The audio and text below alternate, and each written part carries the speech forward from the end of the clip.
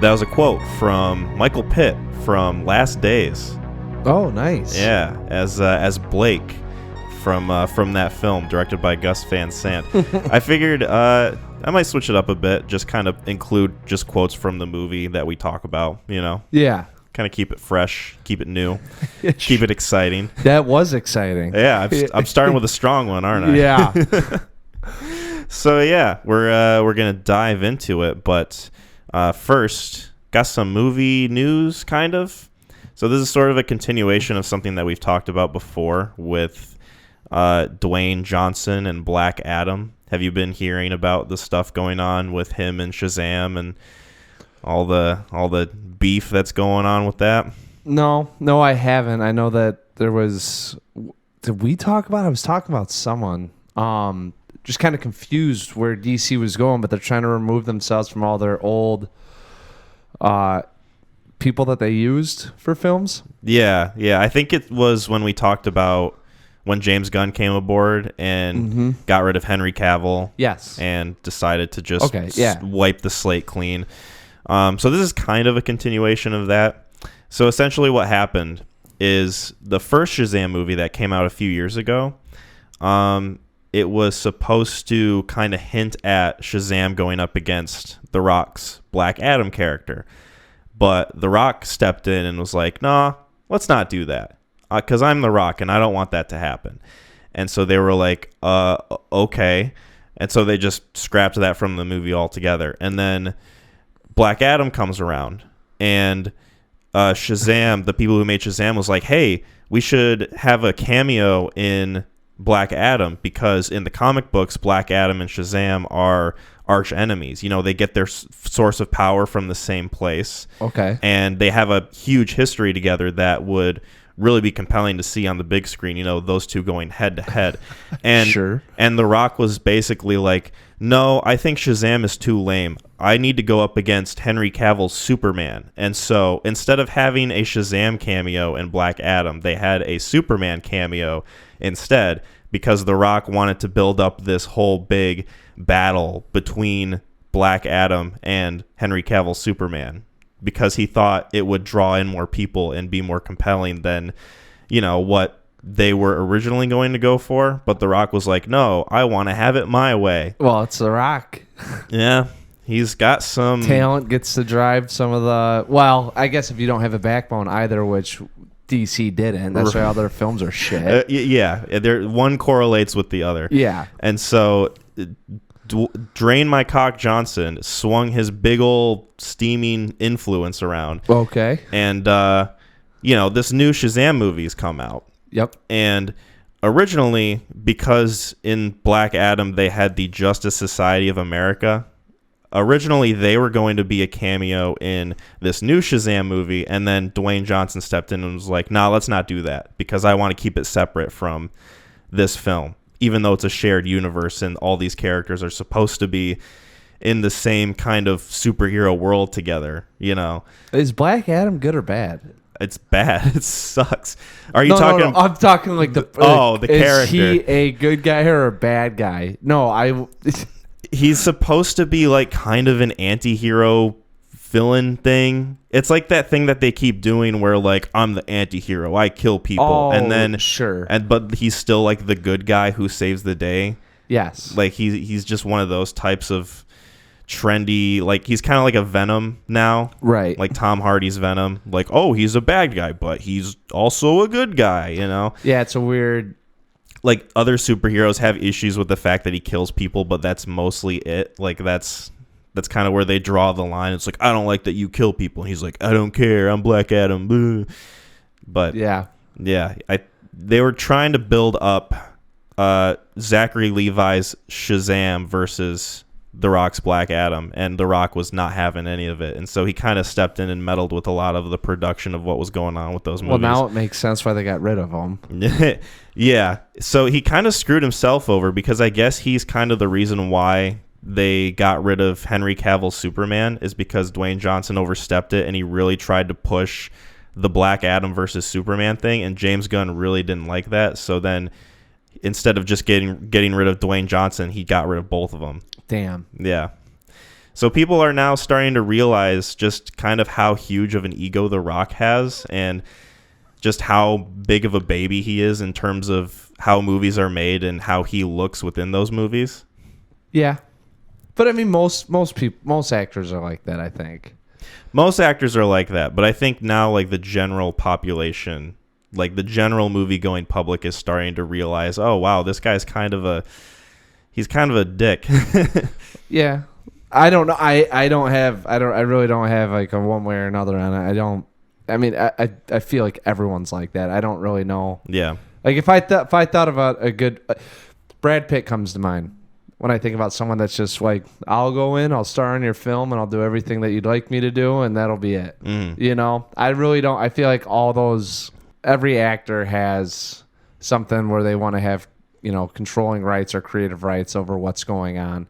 But you know, that's a big one though. I mean, to say this is where we're gonna go with the film series. Yeah. You know, kind of brings up the question of like how much say should an actor have in terms of like the character that they're playing in a movie. Like, should that solely be like a director/writer vision in which that character's direction goes, or does the actor have a right to go in and change things about the character that they're playing? You know, I think that's a tough one to look at because there are probably times where like this, he got another actor fired and he's no longer Black Adam, but there's other times where it probably works out where a director or a writer might say, I had no envision of that character doing that, and they took off with it. And you know, like I don't know any story off the top of my head, but I could almost be willing to bet that there are instances of that. So I mean, like when you're dealing with stuff like this, there's a lot of minds that all have different ideas about what would be the best product possible. And you know, I don't know, you know, for me, I'd say more of like stay in your lane. Yeah. But at the same time, I mean, that seems, I will say this, if I was The Rock and doing all that, I know where he's coming from, where Shazam probably doesn't have a lot of staying power, if you will, or a lot of association with kid, you know. So like Superman, you say Superman, it's like, oh, I definitely check out Superman versus Black Adam. But at the same token, you should probably lean on or rely on a little bit more of the people that have done this before and are setting it up, because it probably won't make a difference on if it's Superman or Shazam. You're gonna get the audience you get. Yeah. It's kind of an interesting dichotomy, that notion of like actor relationships with the creative process of a movie, because you take a movie like John Wick, for example, like the whole franchise, basically. Keanu Reeves. Well, I'm saying that because Keanu Reeves. 6 degrees of John Wick. Huh? How can we get into a John Wick conversation? But yeah, I'm gonna find a way. Life finds a way. But no, with relation to that, I was just thinking about Keanu Reeves and how he works on these movies with the director. Like a lot of the ideas that they bring on screen are ideas that come from Keanu working with the director and working with the writers. And that feels a lot more of like a collaborative process from the very beginning of those movies' inception. Whereas something like Black Adam, or I know there was like a huge discrepancy with American History X with Edward Norton and the director of that film. I was like, I guess he has his hands on any movie that he's ever in. Yeah, Edward Norton kind of has a reputation for meddling in the production of a film that isn't directed by Wes Anderson, because I think that's the only person he doesn't do that with. Possibly, who knows? Right. But yeah, I don't know. There's just an interesting dichotomy. It feels like there's a good distinction between something that's collaborative like John Wick versus something that's a huge kind of studio influenced, we have this vision for these characters and we need to stick with it, and then The Rock just steps in and goes, nah, I want to do this my way. Well, you know, the one with John Wick, I'm thinking more of in the moment or in the scenes, that collaboration. Like, I don't know from the first movie up to the fourth, if Keanu's sitting with the writer and the director going over, this is the worlds that we want to go, and this is where, I think it's more of like being on set, or maybe like this is how kind of like, and you'd know more than I would. So yeah, I get a big impression that the ideas that he kind of helps collaborate on are more of like the big kind of stunt work, like setting the scene, like the visuals of the movie. Like what kind of action does Keanu want to do in this sort of scene? That's what I'm saying. Like if Black Adam, if we were talking about this with Black Adam and The Rock saying that he wanted to do these stunts and the director wanted to do those stunts, I would be like, well, I mean, you know, probably could care less. But when you're talking about, like, if you told me Keanu was with the director and was swaying him to go one way with John Wick versus what the director and writer wanted to do and go a different direction, that's where it gets messy. I mean, we're talking stepping stones here to a destination, as opposed to being on the stone and thinking about how am I going to take that next step, if that makes sense. So, you know, it's Hollywood's like that. I mean, I don't. These Hollywood people are fucking be weird. nuts. Yeah, Hollywood be nuts. They're kind of crazy. A lot of egos going around. Well, A lot of big dick energy. I watched The Unbearable Weight of Massive Talent. Oh, me too. Yeah, and I liked it. Same. But you're talking like Nicolas Cage at the very beginning auditioning for that. Like, just I can do a read for you, and he does the read. Like, you kind of forget you are going against 15 to 20 other people that most people on the streets probably know those names. Yeah. So, like, you kind of have to be psychotic and very egotistical and self-assured about what you want to do. And sometimes it gets to a point where you fuck up and say we should have Superman versus Shazam in this next film. Yeah. You know, it's hard to have those checks. So I think that collaborations are great. And, you know, definitely if you had, like, if John Wick and you're talking about Keanu and they're asking, like, as a character, what do they think he'd do in these moments? Like, yeah, absolutely. But sometimes when it comes to, like, actually setting the stage, maybe leave it to the professionals. Yeah. I think I am of the same thought vein. Yeah. So there we go. There you have that. Yeah, I just wanted to get your thoughts on that because I was reading about it this past weekend and it was very interesting. Zachary Levi, who plays Shazam, was going on, like, he was posting videos to Twitter and, like, posting them online, and he kind of sounded very desperate for people to go see Shazam because it's not making a lot of money at all. That's another one too that I laugh at. I'm like, I don't. So the second one's coming out, and, you know, I was thinking about this a day or two ago, just kind of how it's not very notorious. You know, it's not really well known. Shazam kind of seems like one of the niche characters in that in DC. Now, I really don't know, and DC fans right now could be screaming at their headphones, but, like, you know, I don't. It feels like a weird movie to pick out of the hat and say we're gonna make this one and make this guy our star. You know, like, Marvel's like, hey, we're gonna take Thor, the Hulk, Iron Man, Captain America. Like, let's ride on those four. And DC's like, yeah, fuck that. Let's go Shazam. Well, it feels, I mean, I haven't seen the movie, but just based on, like, clips that I've seen or, like, images, it looks more like it would fit in with the MCU than it does Zack Snyder's Justice League or, like, the DC that he was building up, because it was made around that time when Zack Snyder was still at the helm. And so those movies have, like, that Zack Snyder dark tone and feel to it, whereas Shazam is very lighthearted. It's about a kid who gets superpowers and becomes an adult, essentially. Yeah. Like, it's very tongue-in-cheek and like almost more comic book-y than the other films in that universe. And it feels a little bit more separate because of it. Yeah, I would say, I mean, I do agree with that, but I mean, I don't know how many people off the streets just know Shazam or have ever heard. True. That's where I'm kind of going.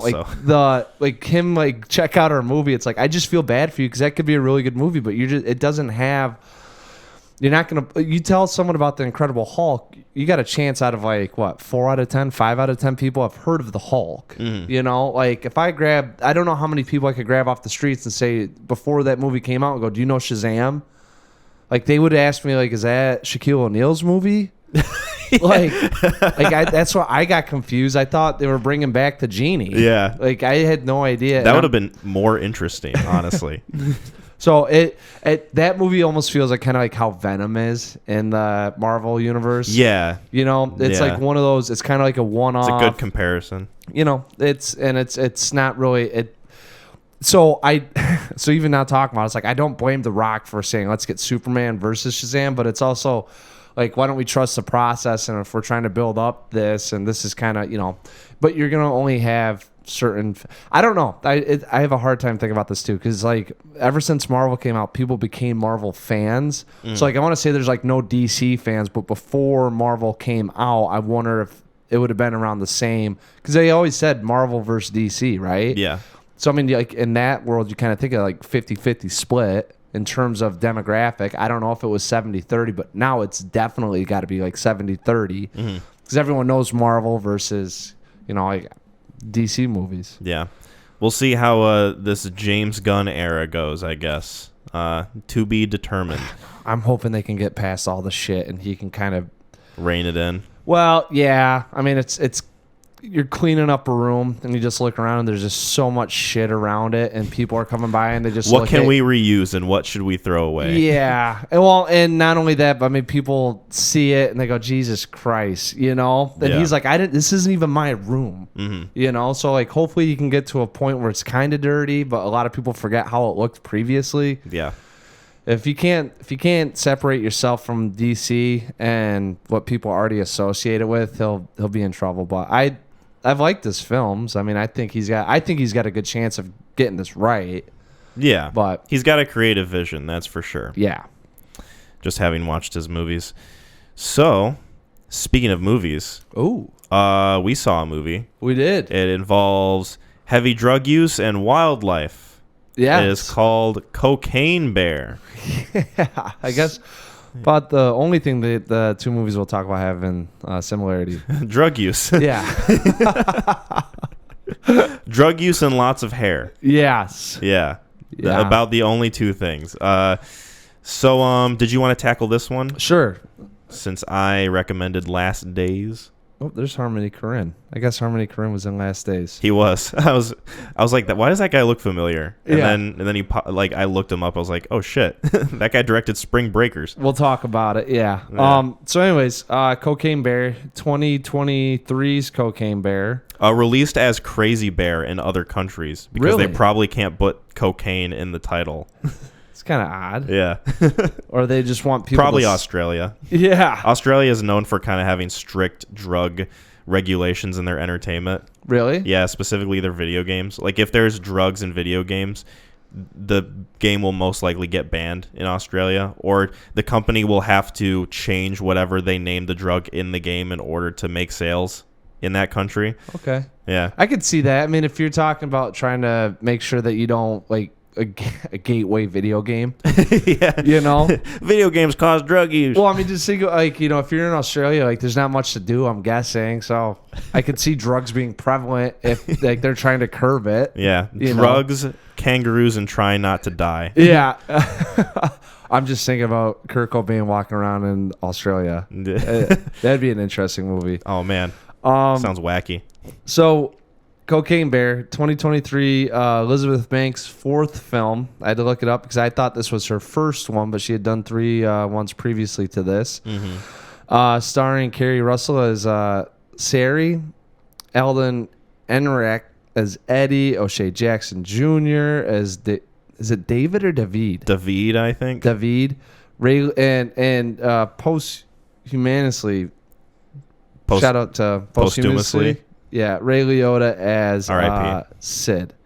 Yeah, then a couple other probably names that you recognize, but names that I won't read out loud because you probably won't have any idea. Actually, I do have to say Isaiah Whitlock Jr., Bob. He is a senator in The Wire. Oh, nice. There's character actress Margot Martindale. Margot? Oh, yeah. I see, that's in the face I recognize, but I couldn't tell you what she's in. The only reason I know that is because they mention her a lot in BoJack Horseman. Oh. Like, she plays herself, and they always refer to her as character actress Margot Martindale. That's kind of nice. Yeah. So I can see, now I know why she's in this thing, because they kind of picked I feel like they picked some social media icons or... I don't know. I don't want to say not failed comedians, just probably niche comedians. I recognize one of the guys as a TikTok influencer guy. The guy with the mustache, the paramedic. Yes. Mm-hmm. I was about to say he got in there. That Jesse Tyler Ferguson's from that sitcom. Oh yeah. Modern Family. Yes, that's where I knew him from. I just saw his face just now, and I was like, there he is. That's him. I was so he played. Okay, I was trying to recognize where I saw that guy in. I was like, he looks a lot different in that movie than he did. You think he put on more weight? A little bit. I'm guessing that's what it is, because I saw him and I was like, I can't put my He just looks different. He put on some weight and they just gave him a mustache. Yeah. Because I like, this guy looks familiar. Where have I seen it That's from? what I was doing the whole time, too. That was the only guy in that thing that was driving me nuts. I'm like, why do I know this guy? Yeah. So anyways, Cocaine Bear is the sort of true, mostly fictional tale of a bear that eats some cocaine. However, in this universe, the bear lives on and turns into one of the most deadliest apex predators on the planet. And we have essentially some kids that go out into the forest looking to write their names on some waterfall. Get stumbled up into drug dealers trying to find the cocaine, and some teens that know where the cocaine is, and some rangers that are trying to figure out what the heck's going on in the forest. Mm-hmm. So, I saw this on Saturday with the lovely Jasmine. And shout out. Yeah, and it was interesting. It was an interesting film. I really didn't know what to get into, and by the end of it, I kind of had my finger on what I thought it was with the tone, and it actually helped me out today with my rating. Okay. So, yeah, Neato. I know you said you saw this a little while ago. It was probably like about 2 weeks ago. Okay. I'd say. So a little bit of time has passed. Yeah. I've had time to think about it, kind of let it marinate. I've probably forgotten a good chunk of it, but I still remember how I feel about it, you know? Yeah, that marinade must have went by quick. Yeah. Marinade went down the drain. I was going to ask when you're like, I let it go by, I was going to say, I don't know. This film isn't one that sticks with you in a vision that changes your life. No. Right? No, it's not. I think this is a really good definition, for me at least, of a cheeseburger film or a popcorn flick. Yeah. It's very... It's meant to be entertaining. Yes. I will say that. It's meant to like kind of just... It doesn't really have a deeper meaning. It's not anything that you gain any sort of metaphorical dissonance with or anything. Like it's very surface level, right? And in what it wants to do. And with that, I kind of admire it. I thought it was fucking stupid. I saw this movie, and after it was done, I was like, well, that was 2 hours I'll never get back.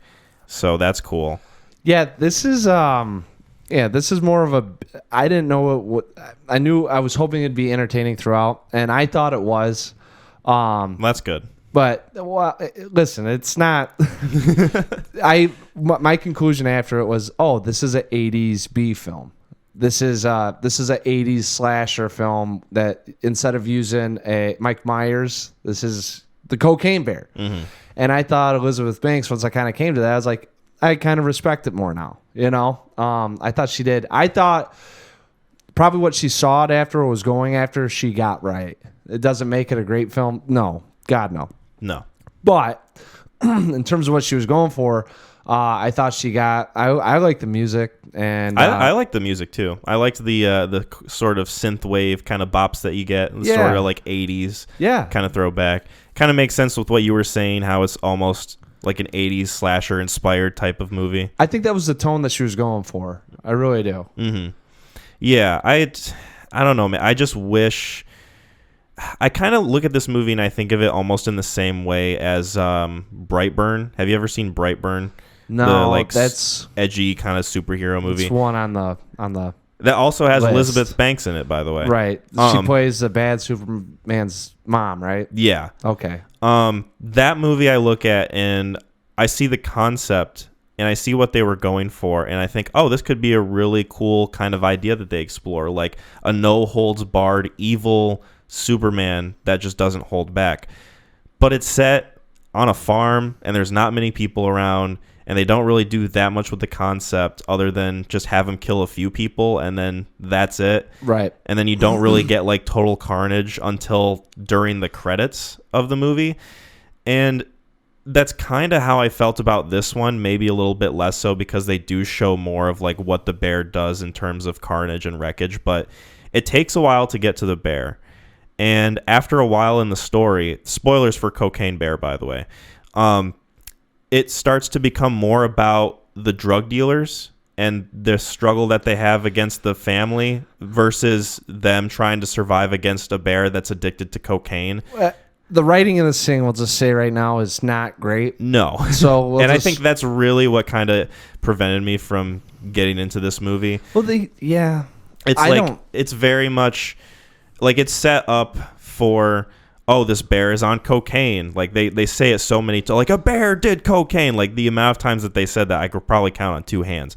But then after a while, it just becomes about Ray Liotta's character trying to get the cocaine back, and then it almost becomes like a personal story about like his struggle with his son, and then like the mother trying to find her daughter with the kid that is accompanying her. They do set up the mother and daughter storyline right out the gate, so you do know that that's going to happen. Right. I don't think we need a storyline be with Liotta and his kid. Right, but I guess what I wanted from this movie is like total all-out carnage, and for the bear to be the antagonist throughout the entire thing, and for them to try and survive against it. And you get that probably in like the second act for the most part, with like Margot Martindale trying to fucking run away from the bear, and like they run in that ambulance or whatever, and they drive away and it's chasing them. Like that part was fun. That part was kind of goofy and silly and over the top, and I enjoyed that. Right.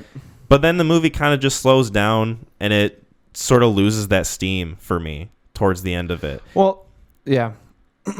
Yeah, I don't know. Like when you're marketing a movie like Cocaine Bear, it's like, oh yeah, it's balls to the walls chaos, and we're going to watch this bear wreck shit and do all this wacky stuff while trying to get to cocaine.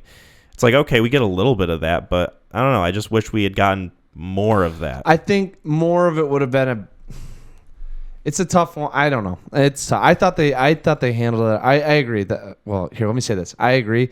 I thought at times it sped up and at times it was slow. They did take a little bit. They did too much exposition, if you ask me. There's 4 different scenes with 4 different areas that got labeled, and I always think that's pretty tacky. When you have to, especially when you're going to take a film that will be in one location throughout. Mm-hmm. If you're doing a film like an espionage film, yeah, label every city that you're in so we know where we're at as audience members. And like, because of like, if it's here, it's here, it's here. I need to know when this person talking where they're at relative to where this character's at.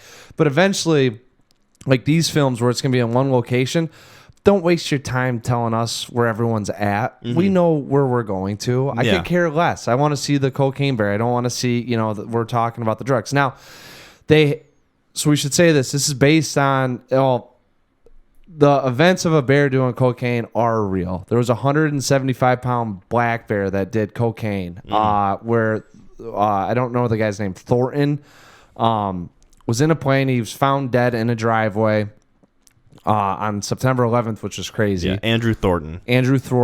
And he had, on his person, he had 35 grams of cocaine on him with a bunch of assault rifles. So it equated to like he had like $3 or $5 million just strapped onto his dead body. Mm-hmm. What they ended up finding was there was 300 pounds of cocaine that got riddled in this little area where the plane went down. 300 pounds.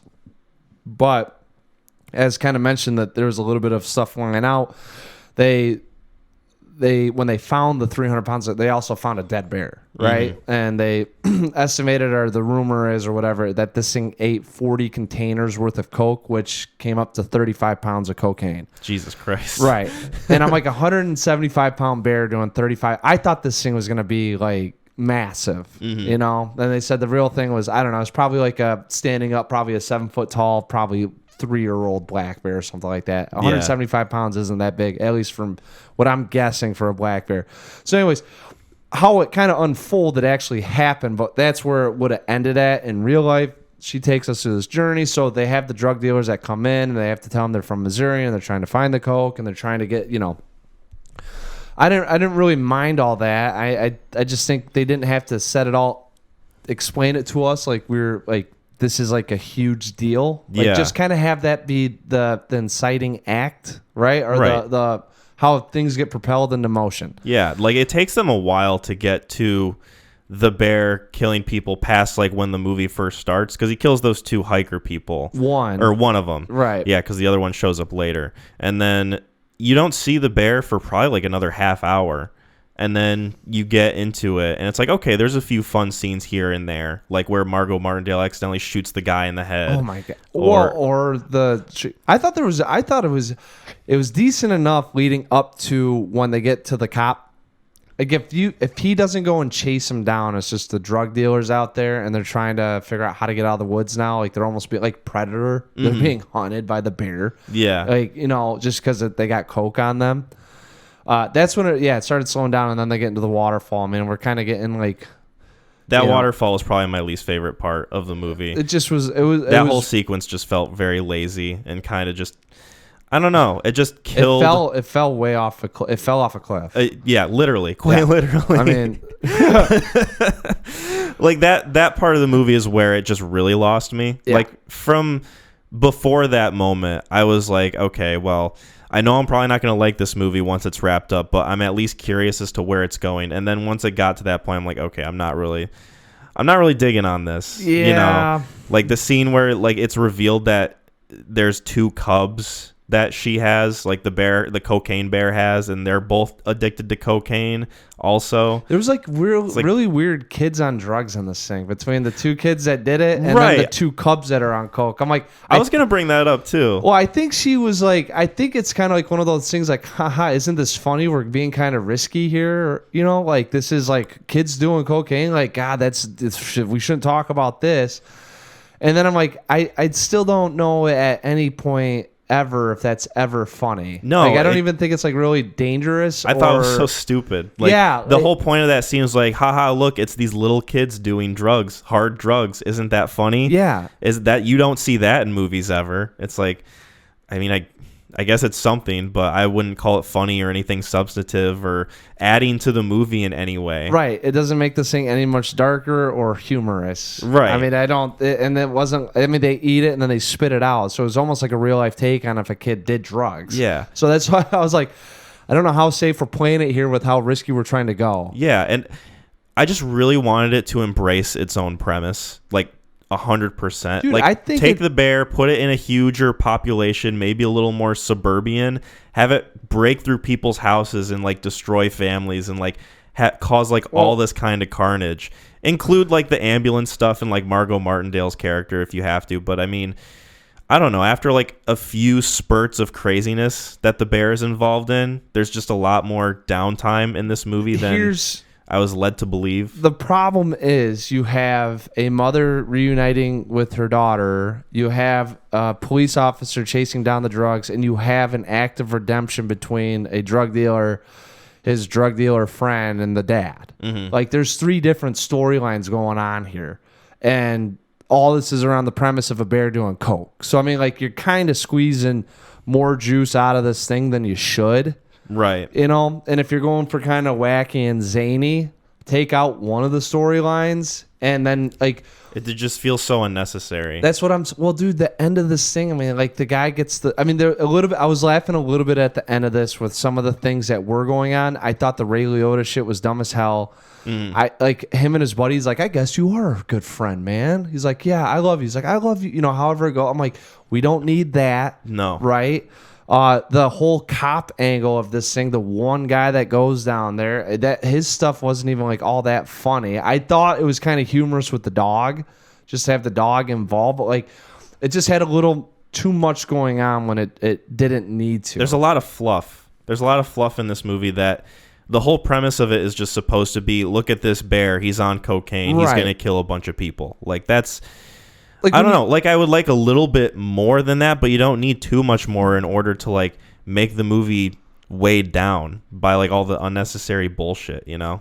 I mean, I thought the scenes with the bear and what was going on was pretty good. I mean, I was completely fine with everything up until kind of the concluding, you know, like the last probably 20, 25 minutes was just like everything got wrapped. Well, you know, they kill the cop. Ray Liotta gets destroyed. The mom finds the kids. Like everything just kind of gets wrapped up, and then it's like we just kind of conclude these three different storylines going on, and nothing really happens with the bear. And I don't know. They didn't need to have all of it. No, it feels unnecessary. See, there's a lot Go ahead. Oh, I was going to say where I differ from you, though, is I like the fact they're in the woods. I like that this is a small little community out in the woods because it's not like the bear's going to go into town. Like, we're not, I'm not trying to make the thing possessed. The thing, it's obviously driven by coke and it's all in the woods, so it makes sense why it's out there. Not to say any of this movie makes sense, but the other thing I saw too is, it's like, well, if this thing goes into town, like you're going to have SWAT come out and shoot it. Yeah. Like it won't last as long as much terror that it could cause in the woods between the 15 different or 12 different people that are out there. I guess my thought is if you're going to have it set with these few people in the woods involving the cocaine bear, you've got to set these characters up to be people that I care about because they didn't do that.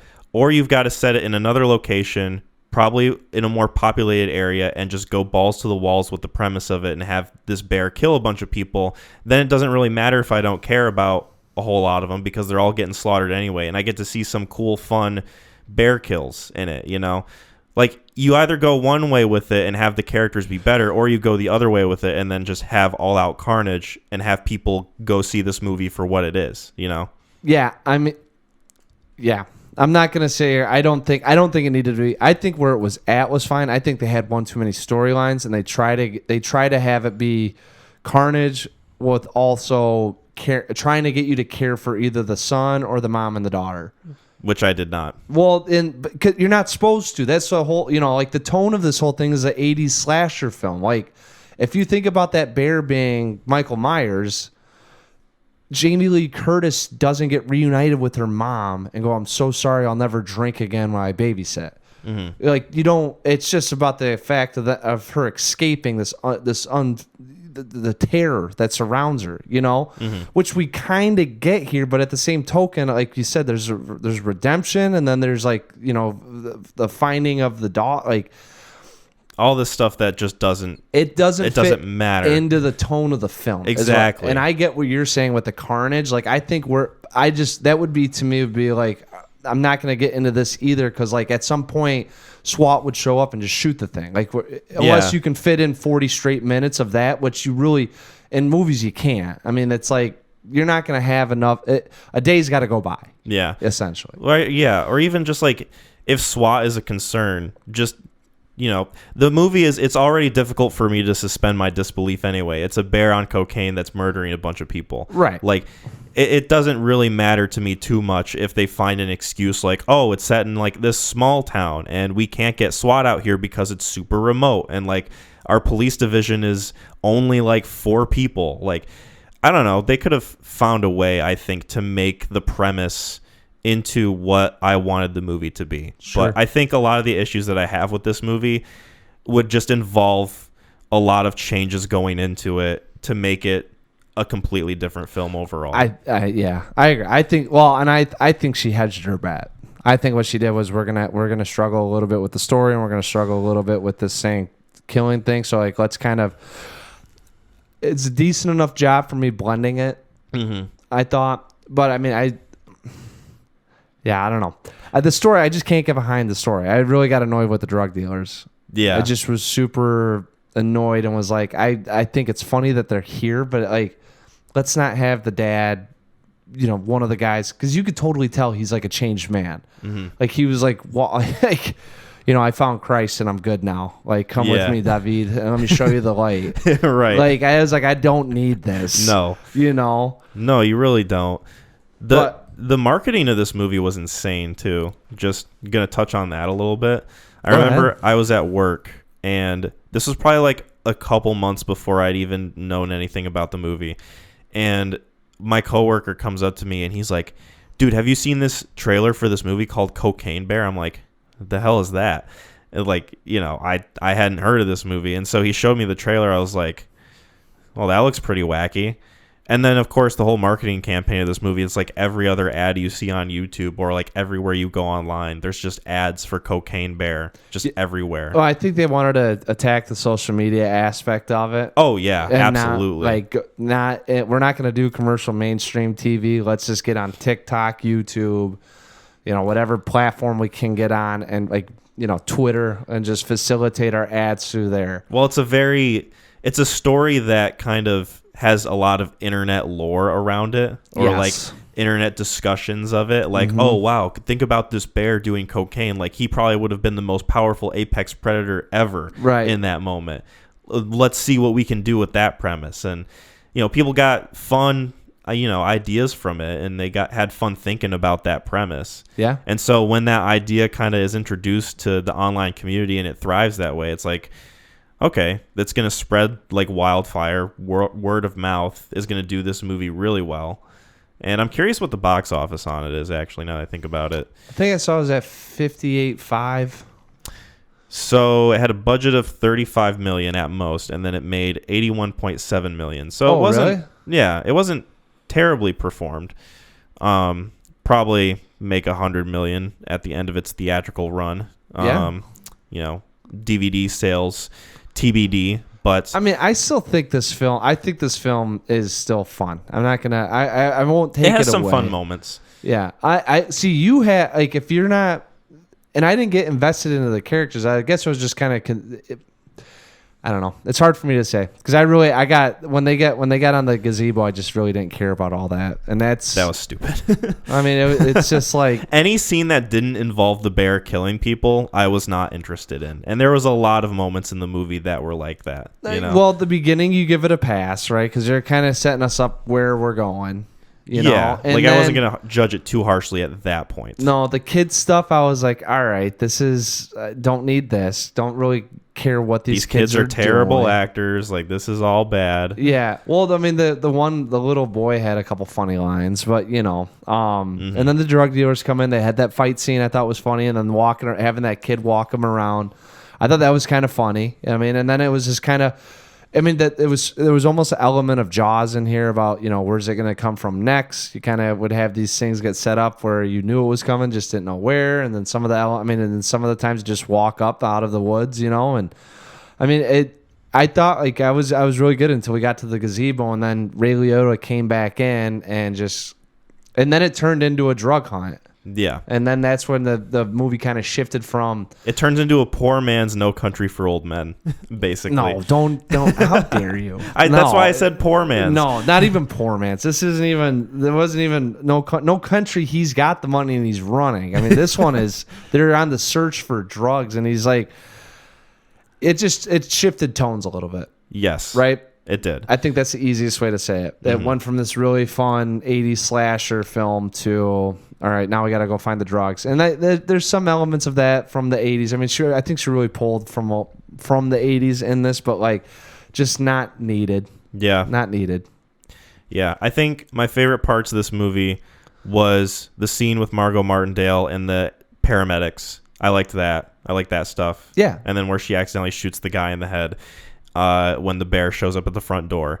And then the soundtrack was also pretty fun. Mm-hmm. The kind of little synthy bops that we get throughout it. It was kind of fun. I was like, oh, okay. Well, even the end credits, they had this song in the end credits that I really liked that I'll probably have on Spotify. Yeah.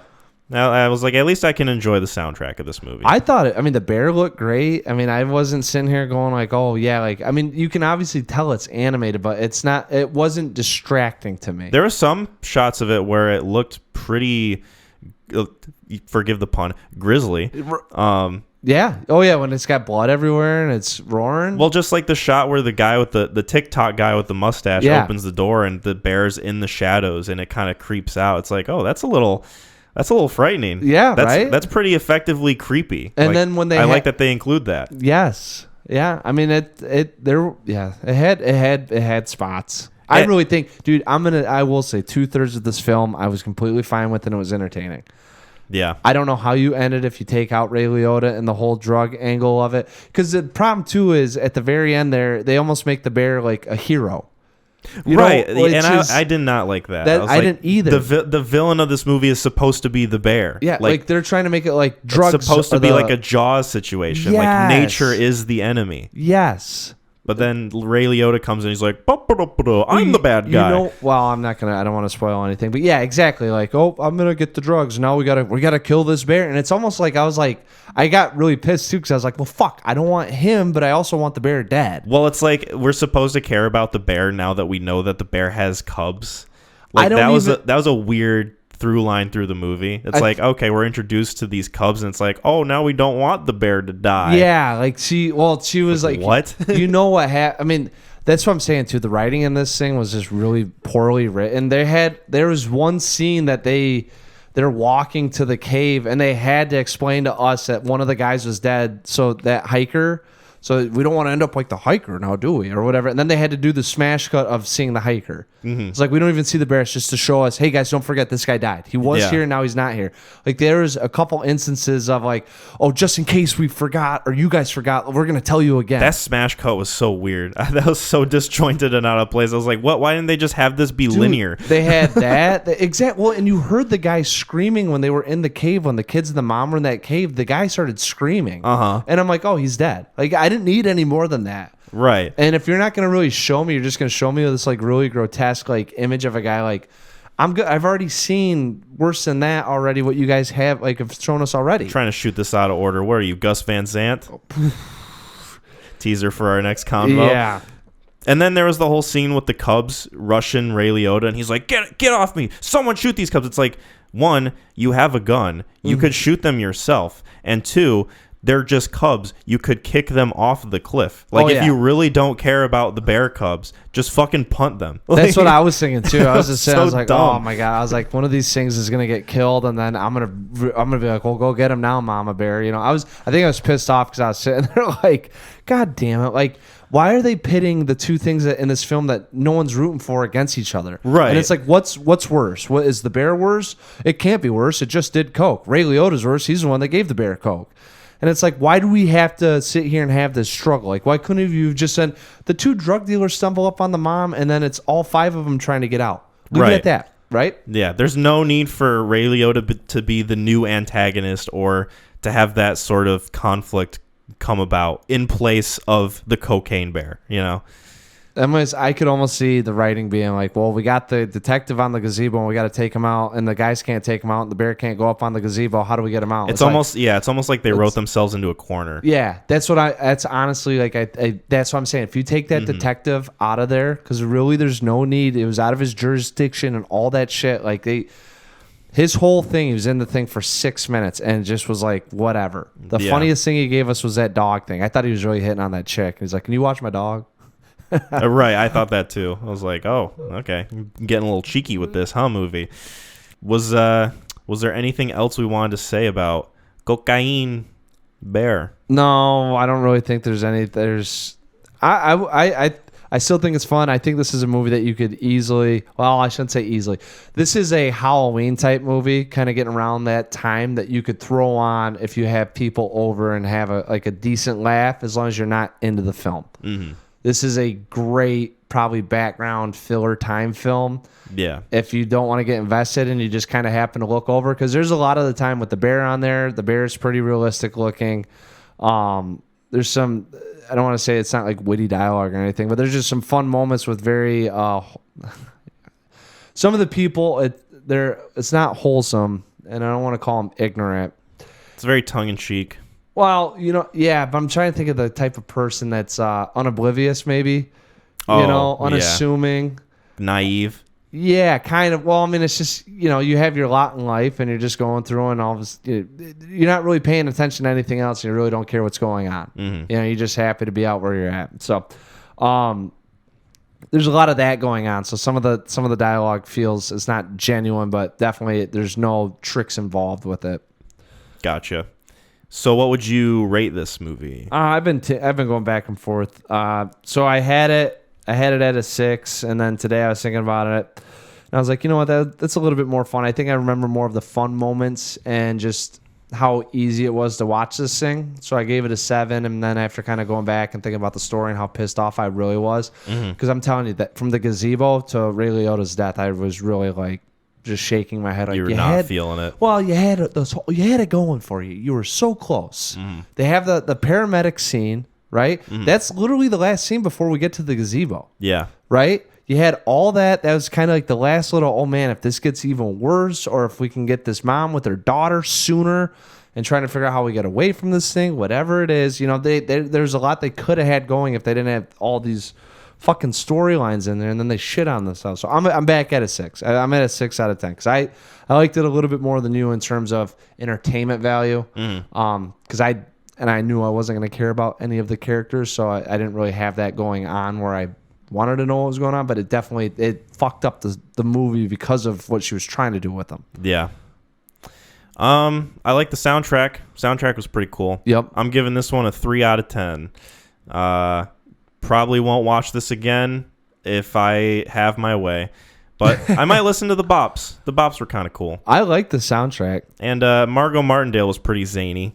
She was well cast as that character, I will say, as very bombastic park ranger. There's a good 30-minute run in this movie that I would say is like entertaining. I mean, I shouldn't say it like that because I was mostly entertained throughout. From when Kerry Russell gets to the park, yes, to the ambulance crashing, I would say is the most solid chunk of the movie. That's what I'm saying. That's like a good, and I don't have as big of an issue with the exposition as you do, I think. Mm-hmm.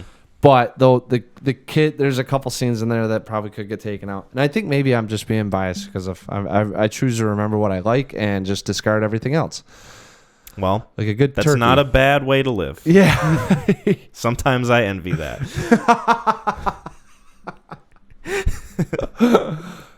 Seared into your brain, huh? Speaking of envy, whoa! Kurt Cobain lived his life with envy for people who adored the crowd that they performed for. And this film that we're going to talk about is based on the last days of his life. Yes. Oh, speaking of last days, we watched Last Days by Gus Van Sant. Last Days. Yeah. So I recommended this film. This is the third film in Gus Van Sant's Death Trilogy.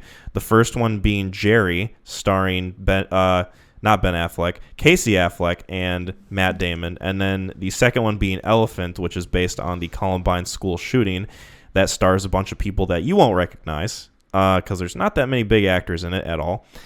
And then this one is the third in that trilogy called Last Days, which stars Michael Pitt as the character of Blake, which is very heavily, not at all subtly based on Kurt Cobain. And it basically follows him after he gets out of rehab. And by gets out, I mean breaks out, essentially. And you're basically just following him and his character struggling throughout the last few days of his life before something tragic happens. And if you know the story of Kurt Cobain well enough, you can pretty much guess as to where that ends up. So spoilers for Last Days. There you go. If if you haven't seen this movie yet, check it out if you want, and then you can hear our thoughts on it. Yeah. So before I watched this movie, I saw Elephant. Elephant was the first one that I saw in this trilogy, and I enjoyed it overall. It's very dry. It almost feels like a very objective point of view of what these kids' lives were like during the day that the school shooting took place. And it's not at all subtle in its inspiration from where they get their material for the film. Like, the characters are very much dressed the same as the school shooters in Columbine. And I saw Jerry actually after this film, and that's a lot more of an intimate kind of film with just those two characters as they're finding their way through the desert, essentially. And then this one is just following this character. And it's very much like all these films have a very similar through line in that you feel very distant from the characters. And it's a very minimalistic depiction of how they live their lives and what they're going through and like how they're portrayed on screen. Like it's kind of cold and it's very separate. Like you're not really getting invested in these characters as much as you are invested in what's taking place in the scene overall. At least I think that's what the goal of what Gus Van Sant wanted. Yeah, 100. It's the magnifying glass. Yeah, you're living in the moment, and you're watching what is going on with the character. Kind of, I think there's a lot of projecting going on. Mm-hmm. As audience members, how we would be or what we're feeling. as we kind of look at what this guy's going through in his last days. You know, so there's a little, This movie feels different from Elephant in that Elephant felt very much like, oh, this is a very fly on the wall type of film where you're almost supposed to look at these events in an objective way, like you're just kind of supposed to take them at face value, whereas this movie feels more so like you're supposed to be involved with the character of Blake, like you're kind of supposed to see what he's going through and take away whatever it is you take away from that. And I don't know, it's interesting to me the way that he made this movie. I've been talking quite a bit. What did you think of this? So I've seen a little bit of it before. I know we've talked about it. I just kept in and out of the film. I would kind of just look stuff up, just kind of interested. So one of the things that, so as we've kind of talked about, I mean, this is loosely based on Kurt Cobain and his last days, right? I mean, it's loosely. Gus Van Sant actually wrote a biopic for Kurt Cobain, and became really good friends. Oh, Courtney Love said, you're not doing it as part of like the state or whatever. You're not doing it. So he got really close with Courtney, and by the end of it, I mean, well, not by the end of it, but as their relationship blossomed and they talked more and more, and Gus was probably trying to like, hey, why don't you do it? They eventually ended up becoming friends, and it was like, listen, I really like what you want to say about Kurt, but you can't make a biopic about him. So he probably told her, hey, as loosely terms as I am, we're going to do this, but we just won't use Kurt. It'll just be inferred that it's Kurt Cobain. So, no, this is like, in terms of feeling, being on heroin and trying to kill yourself, probably the closest you could get. Well, probably not. I'm sure that there are darker times. This is a very surreal look at like what is kind of going on, and it's almost like the pacing is so methodical in how he's going and drudging through it. Like you feel like you're watching his brain operate in time. The disorientation, the edits that don't make sense, like timelines that kind of get chopped up. I mean, it's almost like, if you were on drugs, I mean, that's kind of how you would remember the previous day would be, hey, didn't we go here? And it's like, no, we went after this part, is like when we were at the bar, like we didn't go at noon. Like you had already ate McDonald's before we got out there. It's like, are you sure? So, and I feel like, that's why there's a lot of like, like you said, minimalist. There's a lot of like just one shot takes of the camera just sitting, maybe panning, but not really moving. There's like one tracking shot where it's slowly panning. Well, there's a tracking shot, but a lot of the shots are just set on the tripod and just following. Yes. Or just observing. Yeah. And it's very. I mean, it's very melancholy, and I mean. And I will say I'll bring up points of what I watched today with a montage of Heck, but this is I would say this is almost a more glamorous view of deciding to take your life than probably what Kurt Cobain was actually going through at the time. Yeah, I don't know. See, that's the thing I was struggling with too, is how much of this movie like romanticizes the idea of being angry with the world and being on drugs and wanting to kill yourself, and how much of it is just you're supposed to take it at face value of what he was going through, and you're only supposed to take from it what you observe. And maybe some people do view it as a romanticized view of it. I personally don't think it was necessarily that. I think it's just supposed to make you watch the events unfold and get you thinking about what maybe Kurt Cobain was going through at the time in relation to his drug use, the people that were around him, how his relationships were, just his mental state in general. Like, I don't know. To me, it felt similar in how Elephant was, and you're kind of just supposed to take the events at face value. But at the same time, you're just following this one figure, so you also can't help but follow this character and be interested in him and, like, are just curious as to where he's going in a sense. I mean, yeah, I don't think that the events that happen in here I don't think are taken at face value. One, he was by himself when he did it. Mm-hmm. There wasn't he did escape a rehabilitation. Well, I want to say he escaped. I'm fairly certain I read that he scaled the wall at this like expedite recovery center or something like that. He was in rehabilitation. Like he tried to kill himself a month before he actually did it. Yeah, he tried to overdose in Rome. Yeah, so. from what I read was he was by himself when he decided to do this, and that's why there's actually a big conspiracy theory on was he murdered or not. Regardless, I think what Van Sant's going through is just taking us and allowing us as the viewers to kind of see what it's like. Mm-hmm. And I think it's just more of an intimate view at the fragile mind of someone and someone so misunderstood. Mm-hmm. I think it takes a little bit away with Blake versus Kurt and the fact that it is a different character and we're only supposed to associate rather than say definitively this is this person. So yes, it takes a little bit of way of maybe what was actually going on with Blake at that time, or I'm just going to keep calling him Kurt. And yeah, it's kind of odd. I mean, it's it's tragic. I mean, you feel bad for the guy the whole time he's going through it, but at the same token, he doesn't feel like. You can see that there's depression, and you can see that he's in a bad mental state. Mm-hmm. And you could definitely tell that he doesn't relate to the world around him. But the real Kurt Cobain was a little bit more angry, and I think this takes. I mean, unless Van Sant's done heroin, and maybe he has, I don't know.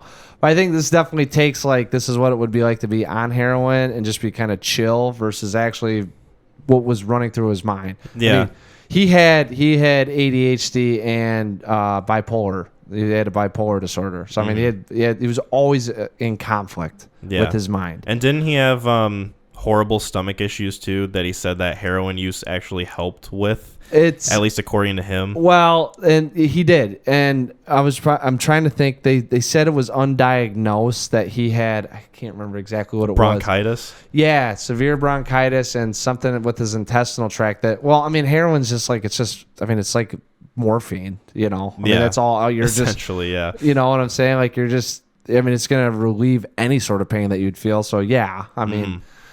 He could probably lose a finger and take some heroin and not realize that the finger was gone. Yeah. There's an interesting commonality between this movie and the other movies, not just in the way that they're filmed or the subject matter, but the fact that Gus Van Sant takes real life situations or things that have actually happened to people and uses them in his films. So Jerry is inspired by two guys who actually got lost in the canyons and couldn't find their way back home, and then Elephant obviously by the Columbine school shooting, and then this one obviously about Kurt Cobain, and he changes the names, he makes them slightly different, but it's very clear where the inspiration is from. Mm-hmm. It kind of makes that thread between watching a movie and knowing that something like this actually took place a lot more thin, and it kind of, I don't know, it closes that barrier a little bit between something you're watching as fictional and entertainment versus something you're watching that is reality and something that actually happened. Is he trying to contrast a little bit, or I don't want to say make it ironic or satirical, but there's definitely do you think is it speaking on what we're watching as a viewer versus what's actually going on in the world? Maybe not necessarily that, but just kind of not severing that line, but making that line a little more blurred in terms of what we view as being a fictional story versus what we know in real life has actually happened. Right. Because you watch Last Days, obviously it's about Kurt Cobain. Obviously it's about his suicide and his drug use in the last days of his life. But the movie changes the characters' names. It makes some events different. It depicts certain people in a different light. So I don't know. It's an interesting through line to me where he chooses to put that line between reality and fiction. So I don't know. I don't know if I necessarily have anything to comment on it with, per se. I just want to point out that I think that it's there at least. 100%. I'm just curious as what Van Sant's trying to go for. Me too. And I guess me speaking out loud about my thoughts on this is me trying to figure out what exactly he's going for. That's what, and it's an intimate look, and maybe it's a guy, as a director, you're always curious as to what is he trying to portray. And sometimes, like with Kurt, and I would say anyone that's really creative, it's more of a personal view. So, I mean, like, does Van Sant struggle with death? I mean, why is he picking this? Is it just happenstance of how fragile life is? Mm-hmm. Do we look at kind of where we're at in the world? I mean, are we supposed to feel better about our lives watching what these people have gone through, or the events that unfold, trying to realize how, lucky you can be as a person? I think the name Death Trilogy kind of hints at maybe we're supposed to view these movies as something that we remind ourselves of what's coming and what's inevitable. Like, everyone's going to die. It just depends on how, when, or why, Yeah. Like, but that's where I have an issue, because it's like, all right, you're picking Kurt Cobain. People know Kurt Cobain. Well, you take the Columbine events. People know Columbine. I think it's an interesting look at what. I'm glad you brought that up. I mean, why we're taking these events and portraying them as opposed to. Well, that's an interesting thing that I'm, like I said, I'm glad you brought it up, because I was thinking about that too. How Jerry is very much about an event about two guys. They're not famous. You don't know who they are, but yeah, it happened to them and they died. Right. And then it takes Columbine, where what happens, and it's a very nationwide sort of event that everybody is aware of, but you don't know who these people are still. Like, if I asked you to name someone in the Columbine shooting outside of Eric and Dylan, or whoever those two shooter guys were, like, you probably wouldn't be able to tell me. I know what Columbine is. I think that's more of the... Right. And then you take a movie like this, Last Days, and it's like, okay, not only was this a big event in a sense, Kurt Cobain dying, but people knew who Kurt Cobain was. Right. It almost feels like there's 3 different levels of how death impacts people on a grander scale. You got something like Jerry where... Well, that's a good point. Yeah, you got something like Jerry where it's like, okay, these guys died and it's tragic that it happened, but it's not really... It happens every day. It happens every day. Right. It's not really going to affect the greater population. Right. Whereas you take something like Columbine, it affects the greater population, but you don't know who these people are still. And then you take someone who's famous, one guy who's famous who kills himself, something that people do every day. Mm-hmm. And all of a sudden people care about that on a deep level because they feel like they know who he was. Well, it's a human interest story. I mean, that's why it always gets boiled down if you can find that one soul, and you can expand on what they were going through, because a lot of people you can't, as a person with Jerry, that event happens. I could place myself, I don't know those people, and people die every day in the woods. Cocaine Bear.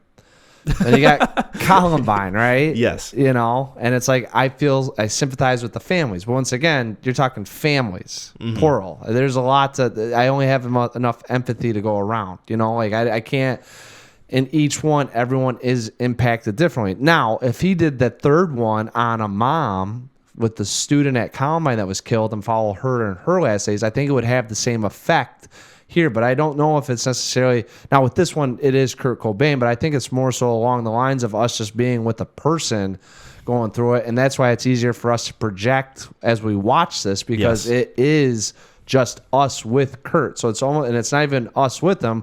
We are doing the thinking for him, because all he's doing is walking around. Yeah, absolutely. So it's kind of where we go into. I mean, so we've talked... I mean, this is all... There's a lot of... Everyone, still listen. All right, I mean, it's heavy subject matter, but yes. I think this is well done. Me too. And it's melancholy, but it's not as deep and dark. It's not misery porn like Blonde is, Well, I don't know if I'd go that route, because that one's way more upbeat than this thing.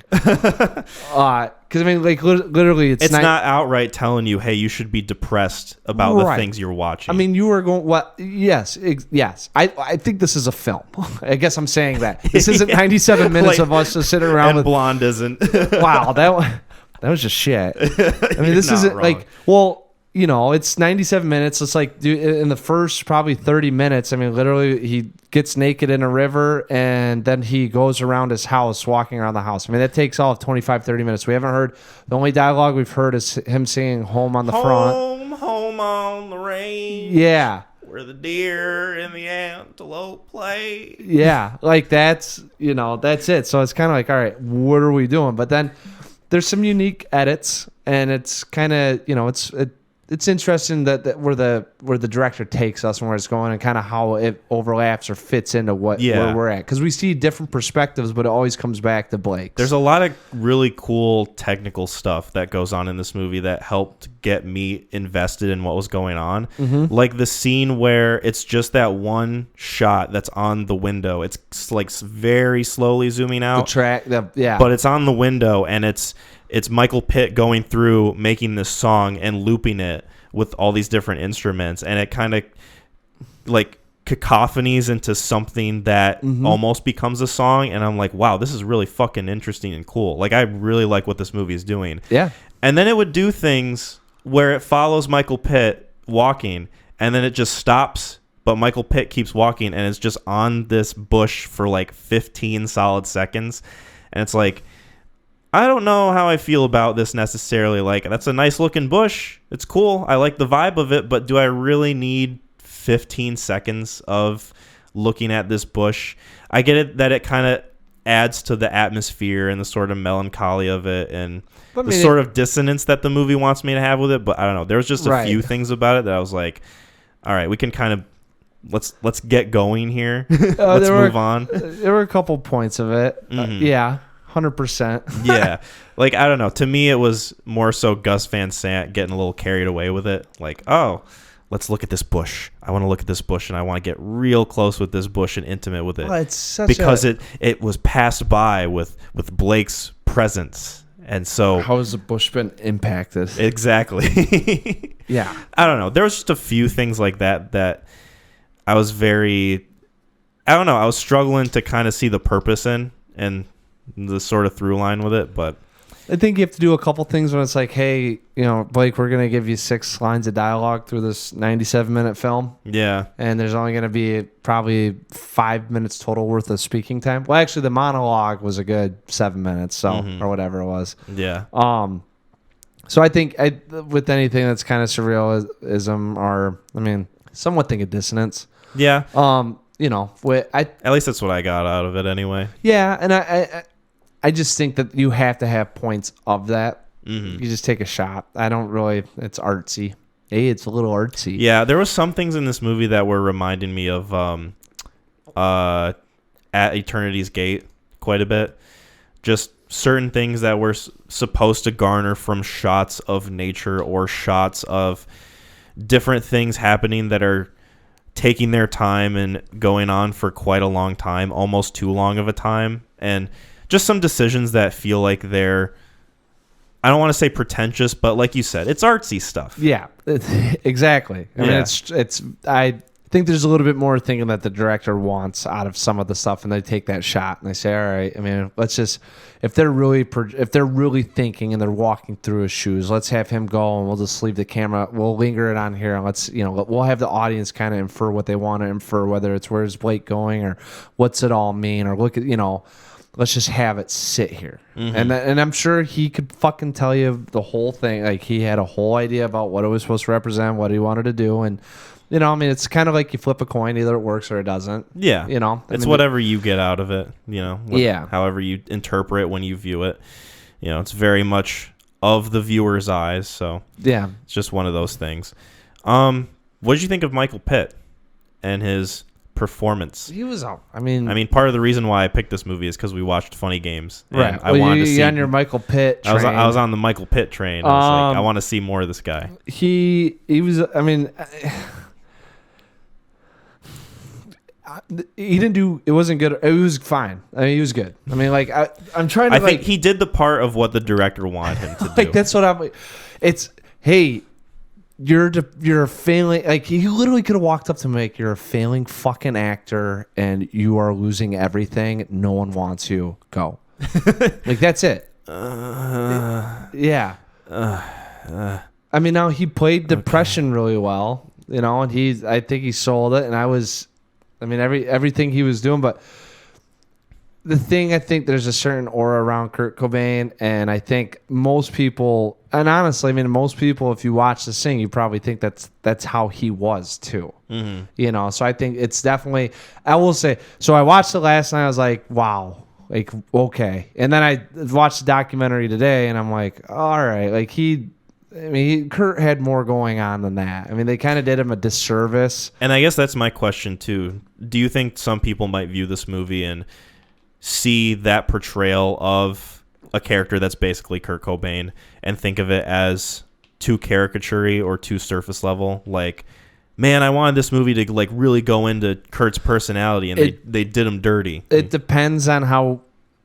It just depends on how big of a Kurt Cobain fan you are. I will say, people that probably listen to his music would watch him on VH1. Would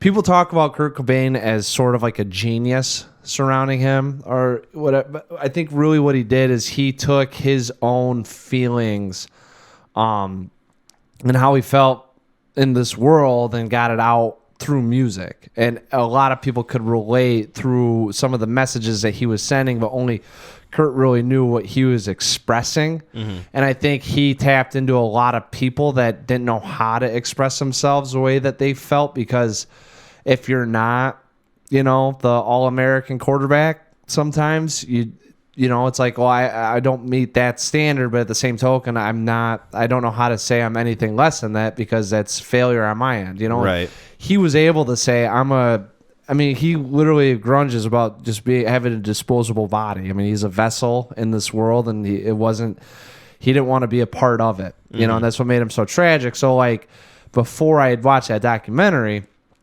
I'm fairly certain I would be with the masses in that, saying like, that's probably what it's like to be, manically depressed, high on heroin. I mean, God knows what else is running through his system, and just being misunderstood, right? Yeah. So you watch the documentary though, and you kind of realize, all right, he was like that, but I mean, he had more going on. He couldn't just sit around.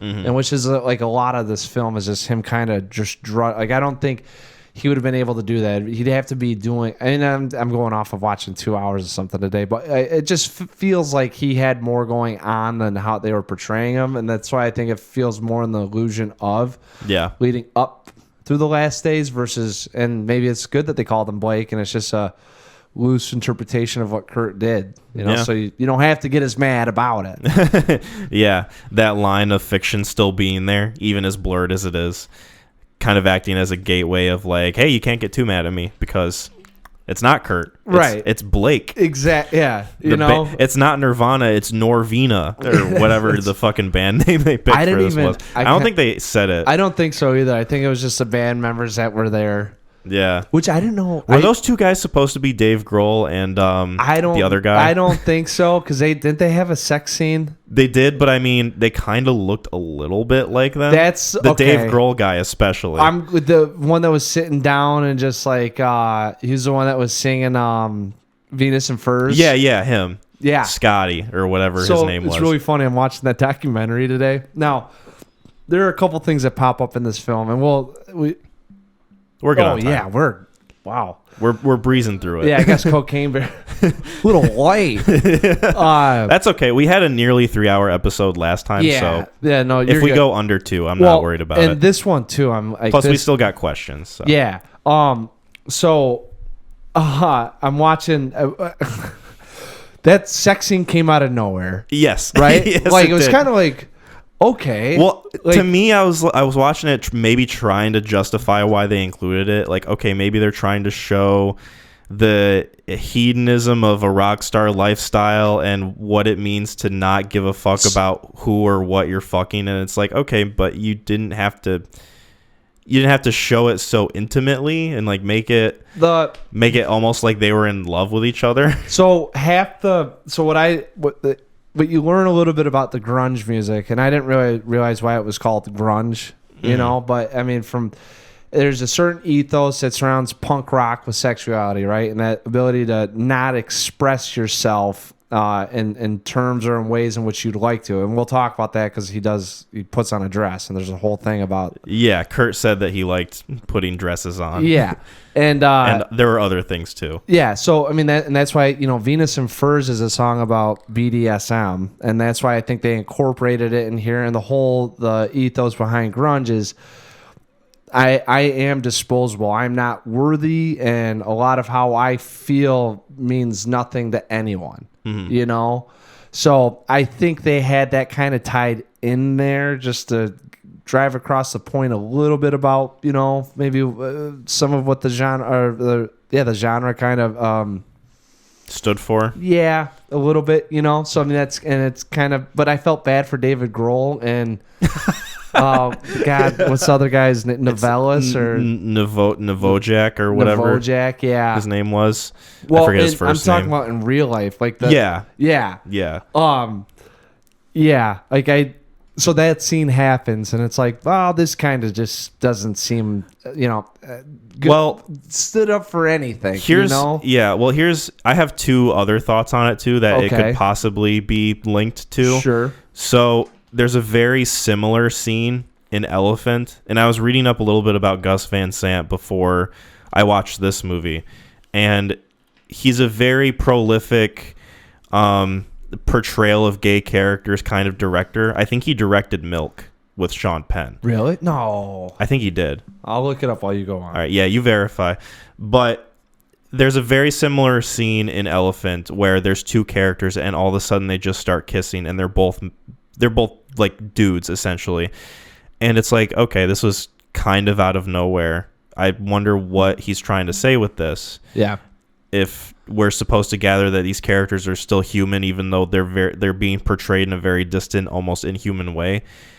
The second thing that I had with it is going back to actual Kurt Cobain and his life, and how in school he was made fun of because he was friends with a kid who was gay. And he always liked to think of other kids thinking of him as gay because they left him alone. He always commented that, sometimes I wish I was gay just so people would not bother me, Yeah.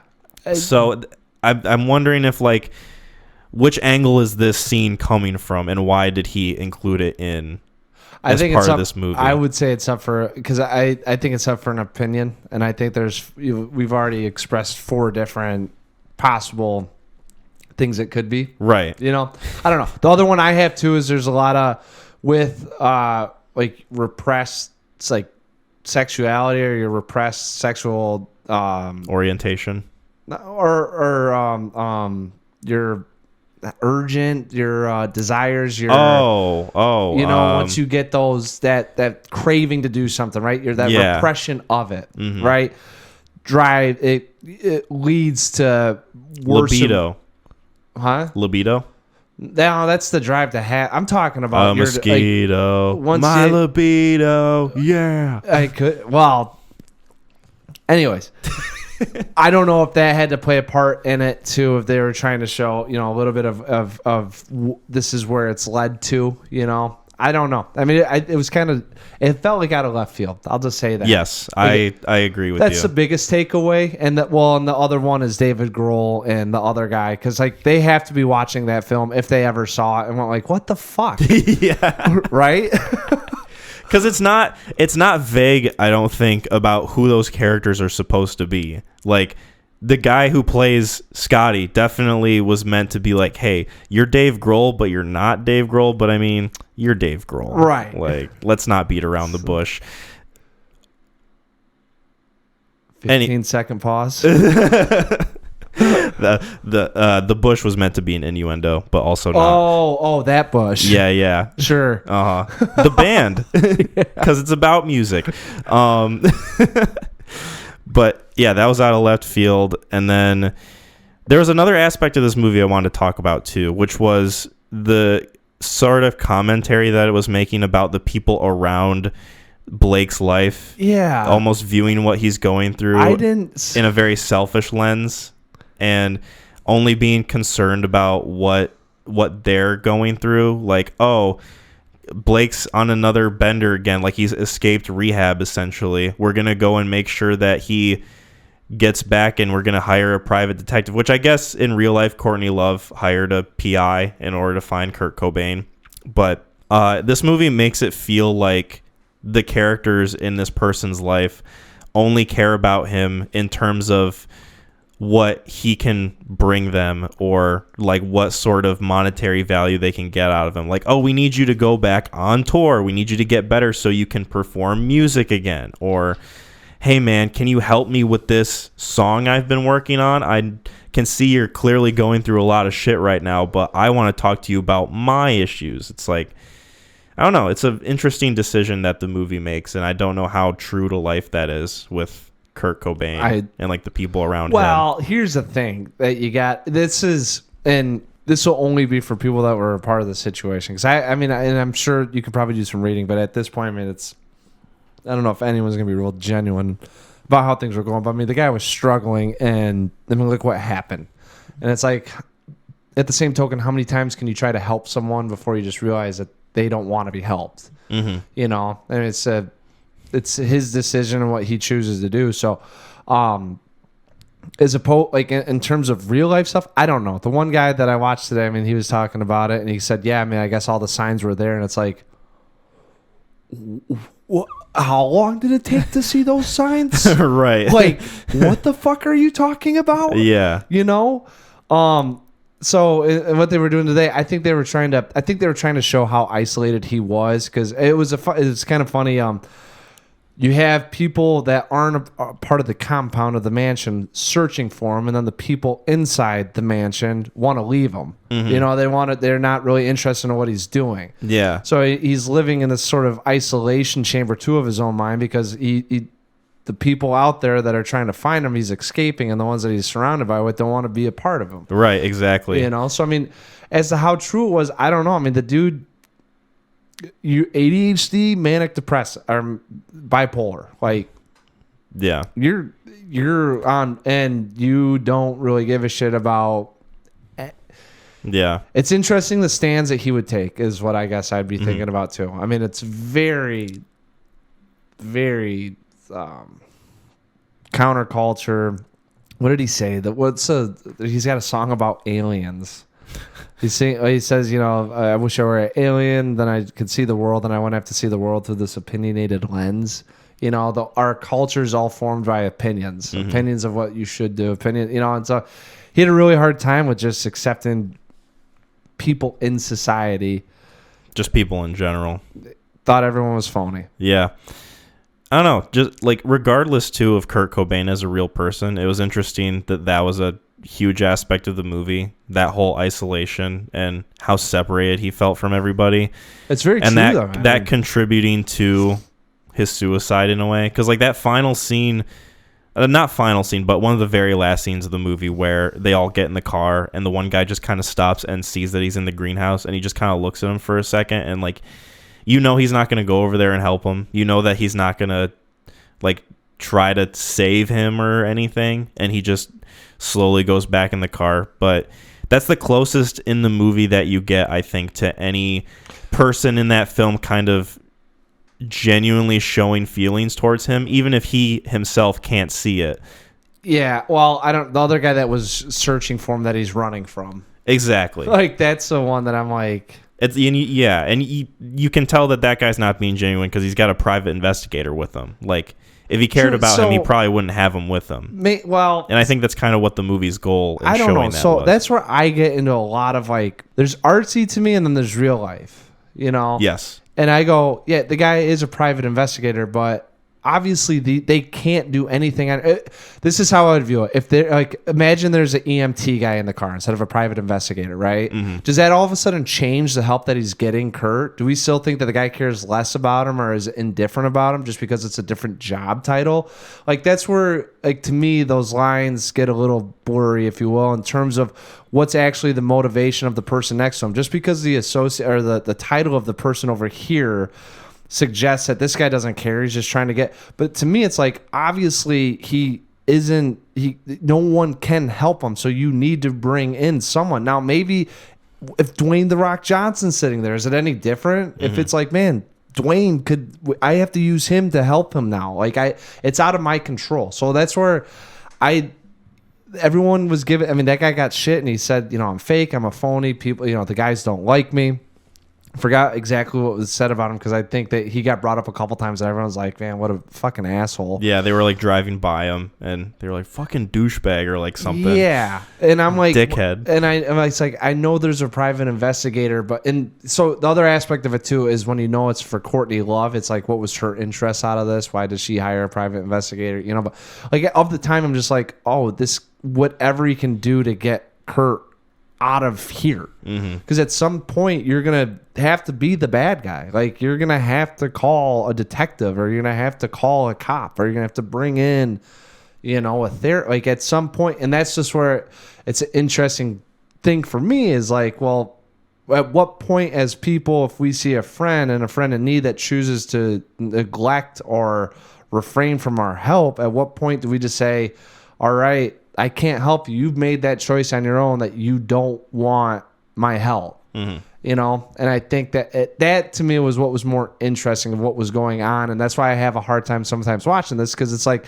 he's obviously made the choice of I'm ending this. And everyone around him, it's like, do you see it or not? That's the question that I have. Yeah, I think you could easily view it in both ways. And I think that's where I kind of like this movie a lot, is you could view it in both of those lenses and still be right, You never know. I mean, it's Kurt Cobain about to kill himself. Like, what the fuck? There's so many different lenses you could view this movie as, I mean, it's... Yeah, there are. I don't know. Was there anything else you wanted to talk about this movie with? Anything that we didn't bring up that we wanted to discuss? I don't think so. I mean, I thought it was well shot, and I really liked the camera work and some of the atmosphere in it, and it's a very outside of knowing where it's going. I think the one thing that helps with it too is knowing the ending. Like if this was a ending I didn't know about, I think it could be a little more jarring. Yeah, and I don't want to say it's a I don't think it's really a romanticism. I think it's more of an intimate view of what it would have been like to be surrounding. Put yourself in his shoes, and I think it is appropriate with the friends being there, and it adds something to think about. Well, and that's another dynamic. I think I think it helps add on to that isolation that he was feeling. Exactly. I think that's the hardest thing that you probably could have to try to explain or to get someone to feel is. They sold over 500 million copies of all their music. Yeah. They had fans everywhere. Like, it's hard to say you're going to feel alone when you go home at night. And like someone be like, you are. Like, you're Nirvana. Yeah. You're Kurt Cobain. How do you feel alone? Dude, you could pick up a phone and random dial someone and have a conversation. Yeah. And I think that's where it's really hard, and that's why you get a little bit more of an intimate look, and you get more of a feeling of what he's going through in these moments. So and that's about it. I mean, other than that, I mean, it's 97 minutes of just kind of going through this decay with him. Yeah. Just before I watched the movie, I had only heard a few Nirvana songs, and I like a few of them, like the Smells Like Teen Spirit, Come As You Are, Something in the Way, obviously popularized by the Batman. That's okay. Incredibly. Yeah. I don't hate their music. It's not something that I think I would like throw on every single day and listen to, but there's some people out there that really don't like Nirvana or like the grunge type. If you ask my dad about it, he has a very negative opinion of that whole music genre. Can't get into it, but yeah, I don't know. Like, this movie just got me thinking about like my experience with Nirvana and how much about Kurt Cobain do I know and do I want to learn about. Yeah, and Same thing. I mean, you can't help yourself, right? I mean, it's this. There's this thing. So we were kind of talking about, and I'm sure I mean, depending on your age range, listen to this. I mean, he was polarizing. He started up a whole genre of music that people either liked or didn't like. But this was before you had social media, and he couldn't go onto Twitter and take a selfie or throw up, a little 6-second video of the plane ride and the snow and the plane, Like, you're talking about, I mean, he's just going off journalism, and you're talking about a guy that really didn't know how to handle anyone, any person whatsoever. I mean, like even himself, And yeah, it's growing up. You knew the name Kurt Cobain, and you knew Nirvana. You just didn't know anything about him. I mean, he killed himself. That was it. Literally, like, if you said Kurt Cobain, it's like, oh yeah, he killed himself. It's like, yep. Mm-hmm. And it was maybe a trivia question if you knew where he did it at. I mean, that was about it. So today, going through some of the things that I saw with him, I mean, he's just he's very polarizing, and it's a tragic study of a human on this earth. Like, yes, very much so. Oh my God, couldn't be, just insane. And it's so crazy that you got a guy that could start up, just create a genre of music just out of. And granted, he pulled some stuff. I mean, he had influences outside him, so They didn't really get into the music that he listened to as a kid. I mean, it's more so of just kind of how he came about. But there are some things I learned today that I didn't. You feel like you'd see in a Harmony Korine movie. I'll say that. What was the documentary called? It's Kurt Cobain, the Montage of Heck, and it was on HBO. Yeah, it's on HBO Max, and it's a there's not found footage, but there's obviously video footage. Yeah, video footage. They have a lot of his recordings, a lot of his drawings, notebooks. I mean, like, just any source material they could get, and then they do some decent animation with it, and you learn kind of how it grew up, how the genesis of Nirvana, how it got started with him, what he was going through, and then you walk the life with him a little bit, and his fame and some of his relationships. And yeah, the guy was tormented. Yes, 100%. Yeah, that is one thing that the movie definitely portrays, is the torment that he went through. Okay, I guess we can go into ratings for this. Yeah. This is a solid 7 out of 10 for me. Nice. Probably closer to an 8 than a 6.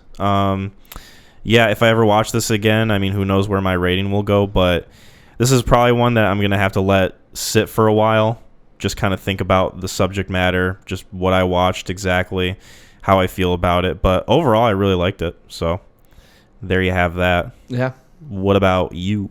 I got a 7 out of 10 too. I mean, this is pretty much just a solid 7 out of 10. Mm-hmm. Yeah, it's interesting. It's a different lens on a depressing subject matter, but one that, I mean, we have to go through in life, and it's interesting to see someone that, I mean, Kurt Cobain, and just kind of seeing where he's at mentally. And it's, what's funny too is, like, you kind of watch it, and I think in one aspect it's like super depressing and melancholy, but on the other aspect it's kind of like, it's interesting to know now a little bit more about who he was and what he was going through, and just seeing just that unfold, and it's almost like, it's kind of like like you got a dying dog, Yeah. It's like, at some point this is gonna happen, But I think on the other aspect of it too, I haven't said, it's like, man, I don't know if he would have been the same if he gets healthy though. Who knows? Maybe that music goes away, and maybe he's not Kurt Cobain anymore, just some fat guy that's 50 and. Yeah. There was something that I read that was interesting before we kind of wrap this up, where it was like after he died, and one of his musical idols that he looked up to, I think his name was Sage Green or something like that, and he was commenting about, like, kind of just going over the possibility of reasons why Kurt Cobain might have killed himself. And he commented on how one of those possibilities could have been just the fact that when it comes to music and entertainment, especially once you become so famous with it, you can't there's no real way to escape it. There's no real way to get out of it. Even if you do manage to leave, there's always going to be people that are going to hound you about making more music. There's always going to be people hounding you about going on tour. And he just kind of commented on how Kurt Cobain couldn't see himself giving up the lifestyle of music, whether he wanted to or not. And it kind of links to what he included in his suicide note, where he says it's better to burn out than to fade away. And I thought that was an interesting notion that I just kind of wanted to touch on before we wrap that up. I don't know, man. You're asking heavy subject matter. No, I'm just I can't get into the mind. I mean, like, watch the montage of Heck. Like, I'll probably check it out. I'm telling you, you guys watch. You learn about, his adolescence and what he's going through. And when he got into high school, he was smoking pot by the time he was like 12 or 13. He tried to kill himself at 15. He took cinder blocks, laid on the train track, put it on his legs and his chest so the train would run over him so he couldn't escape it. Turns out the train went down a different track. So he was like, oh, well, that was my kind of like, I need to not kill myself now, So that kept him, but there's another thing with this girl and his friends with this, and that's all creepy and weird. And then he gets a girlfriend, and then he's doing heroin by the time he's probably like 18, So I mean, some of it played into it. I think the music was the escape, but I don't think he really gave a shit about. He liked playing the music for people, But I also think it was his release into the world. And I mean, at some point, it's before social media. So, I mean, you got paparazzi and the journalists, and maybe he couldn't escape that. He hated them, but he also he hated being humiliated. Very fragile ego that you're mixing in a lot of fucking drugs with. Like it's just his mind was he was so mentally ill. Yeah. That he poisoned himself. I mean, that's all that was. So, I mean, however you want to look at it, and he had a daughter, Yeah, Francis. Dude, watch. They have all these home videos about him, and you think he's gonna make the turn. I mean, you just can't with everything that was going on and what they did, even with her in the womb. I mean, you just think he's gonna make the turn. I mean, but he just was so mentally sick, and there wasn't anyone there that could offer any sort of help to him or help that he wanted to seek. But Very I mean, helpless feeling. He had already, dude, the genesis of that started, by the time he was 8, by the time he's 13, I mean, like, you're already dealing with a full grown tree in your brain about this. Like, it's not, you don't just take an axe and chop that down. Yeah. So I mean, there's a lot of speculation on why the guy did it. He had already tried to do it when he was 15. He tried to do it in Rome. Courtney Love takes credit for that. She said, because he had the thought that, and she's psychotic, by the way, too. I don't know, fucking, I guess that's like a no-brainer thing. But she blames herself, saying that Kurt had she was gonna cheat on him, and Kurt didn't even know, but thought that she would cheat on him, and that's why he did it. I mean, I think at the end of the day, the dude was so, if he attached to any one thing and that thing got severed, he might have even thought of his daughter and be like, if I don't raise her right and she ends up hating me, what's the point of all this? Yeah. I mean, the dude was just really mentally sick. So, I mean, like, to speculate anything, I think it's kind of unfair. I don't think it really, to me, there isn't one thing that attaches to it. I think you just got a guy that, I mean, you're talking 1 out of a billion odds of Nirvana getting to where they're at. Yeah. And just to think about all the energy and the passion that you'd have to have as a person to carry that on to, like, revolutionize music and have different, people coming to see you in concert. Like, you got to get lucky with it, but at the same token, Nick, you got to be passionate and good and, different. So yeah, I'd be curious. I'll probably check out that documentary. Excuse me. It's good. Getting emotional. It's good. I felt bad for him, but it's one of those things too. You hear about some of the things that happen and you go, good God. Like, yeah. So, well, speaking of depressing, we got some questions. It's a good segue right there. Yeah, there we go. All right. So thank you guys for submitting your questions. These are older questions that we got a few episodes ago that I'm just now getting to that we couldn't get to before because we didn't have time. But now we do have the time. So our first question comes from Megan. She asks, when I was young, we used to bring a portable DVD player on road trips to visit family.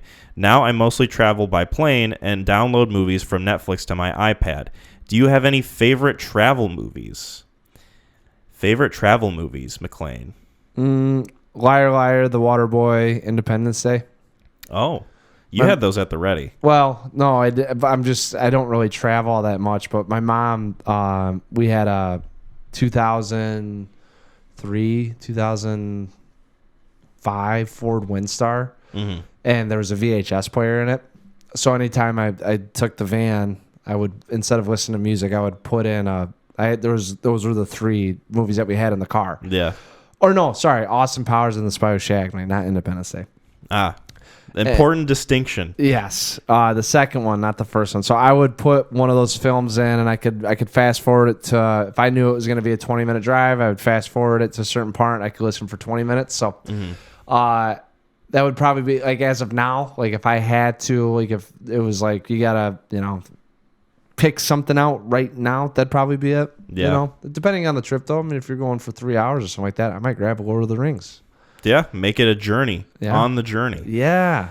When my parents and I traveled, I never really watched movies because we didn't have a portable DVD player. We didn't have a setup in the back of the car or anything. And for the most part, I just had my Game Boy with me. So I just played on my Game Boy Advance, just played some Super Mario on the way to Are you going to turn this into, like, not a travel movie, but a travel game? And your travel game, Super Mario? That will be my travel game, yes. But as I've gotten older, I've only gone on planes a couple of times. So the first time I was on a plane, I watched the first Matrix movie. Cool. And it wasn't the first time I'd seen it. I'd already watched it. So it wasn't like that was my first viewing of the Matrix, thankfully. But, right. Just because it was on, it was available, I wanted to watch it again. So I was like, okay, this will help pass the time, especially since it'll be like my first plane ride. Second and third time, it was the same trip with Megan to New York, and we watched the Hunger Games Mockingjay Part 1 on the way there, and then Part 2 on the way back. And Mac is shaking his head because he is very disappointed in me, but I got those films done and out of the way, so there you go. All right, so Kyle answered. So remember, audience, I said Liar, Liar, Waterboy, Austin Powers, The Spy Who Shagged Me. Kyle said Hunger Games Part 1 and 2. Well, that's my point, is I don't have a favorite. Sounds like it's by default your favorite. Oh, no. Yeah. No. Yeah, that's why, you go down that route. I outed myself. This is what I have become. Get the graphic going. Yeah. Our next question comes from Melanie. She asks, what are some of your top movies that have impacted our society? Movies that have impacted our society. First of all, is there even such a thing? Have movies impacted our society in such a great way? Yeah. So I'm guessing, like, we're talking about, like, classics here. Like, what are your, like, probably maybe I don't know. Goodfellas. Yeah, or I guess, yeah. By extension, The Godfather. Godfather was pretty influential. Yeah. Yeah. Influence society. I'm trying to think of something that's kind of that was a big deal, Citizen Kane, everybody references that as like one of the first movies to introduce a narrative structure. So yeah, there's Mac's opinion on that. I guess I'm changing my recommendation for next time. Yeah. Oh boy. It's hard to think about a movie's impact on society. I mean, you look at a movie like Avatar, and it's the highest grossing movie of all time, but how much of an impact on the greater society has that had? I would say as an encapsulation, Endgame or Infinity War. Kind of like a view of the culture type of thing. I mean, see, that's where you get. I mean, culture's such a grandiose thing, though. Yeah, exactly. It's very hard to pinpoint like an Elvis. exact point. Yeah. Yeah. Like Elvis was revolutionary on society. Kurt Cobain. You're talking the movie, right? With Baz Luhrmann? Jesus Christ, no. Yeah, in terms of giving me stomach pain. Yeah. But, there's, like you were hinting at there's musicians that are, I feel like, more influential on that sort of thing than maybe a movie is, or like a TV show.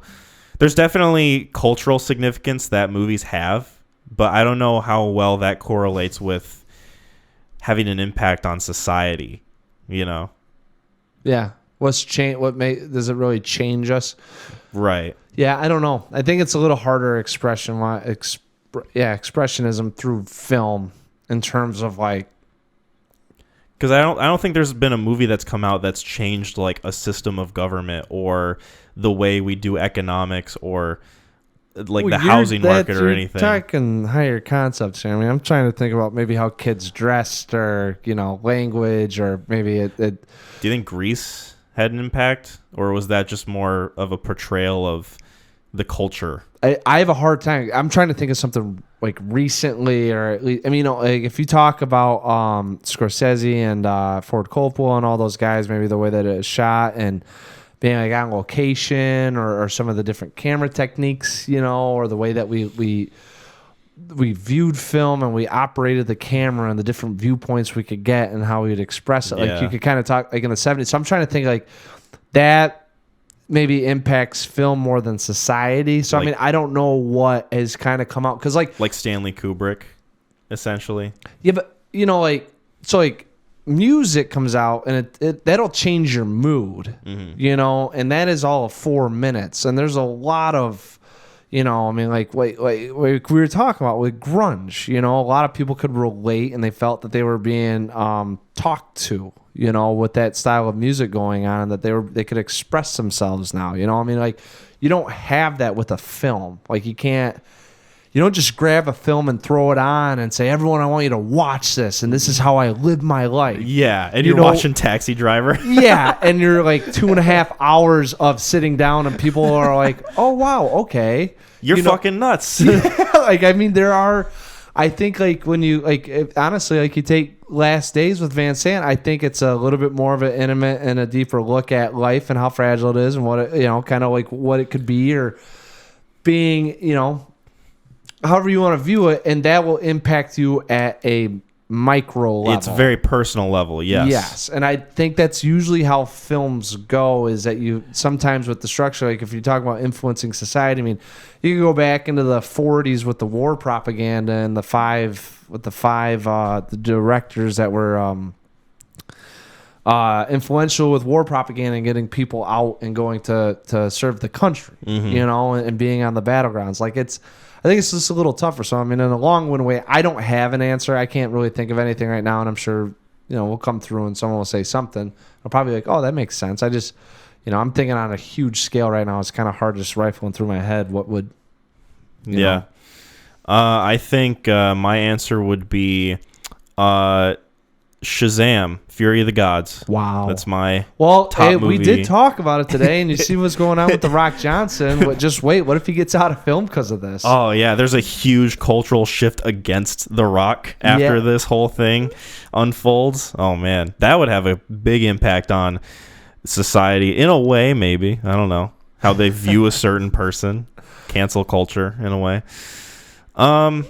Cool. Our next last set of questions comes from Mike. His first question is, first he says, long-time listener, first-time caller. So thank you for that. What's your favorite movie that has literally the worst casting? Who would you have cast instead? I think we got a very similar question not too long ago, but I don't know. We can still talk about it. Yeah, Do you have one? I have an answer to this. I have kind of an answer. Okay. It's not a good movie, but I can't believe Mark Wahlberg as a science teacher in The Happening.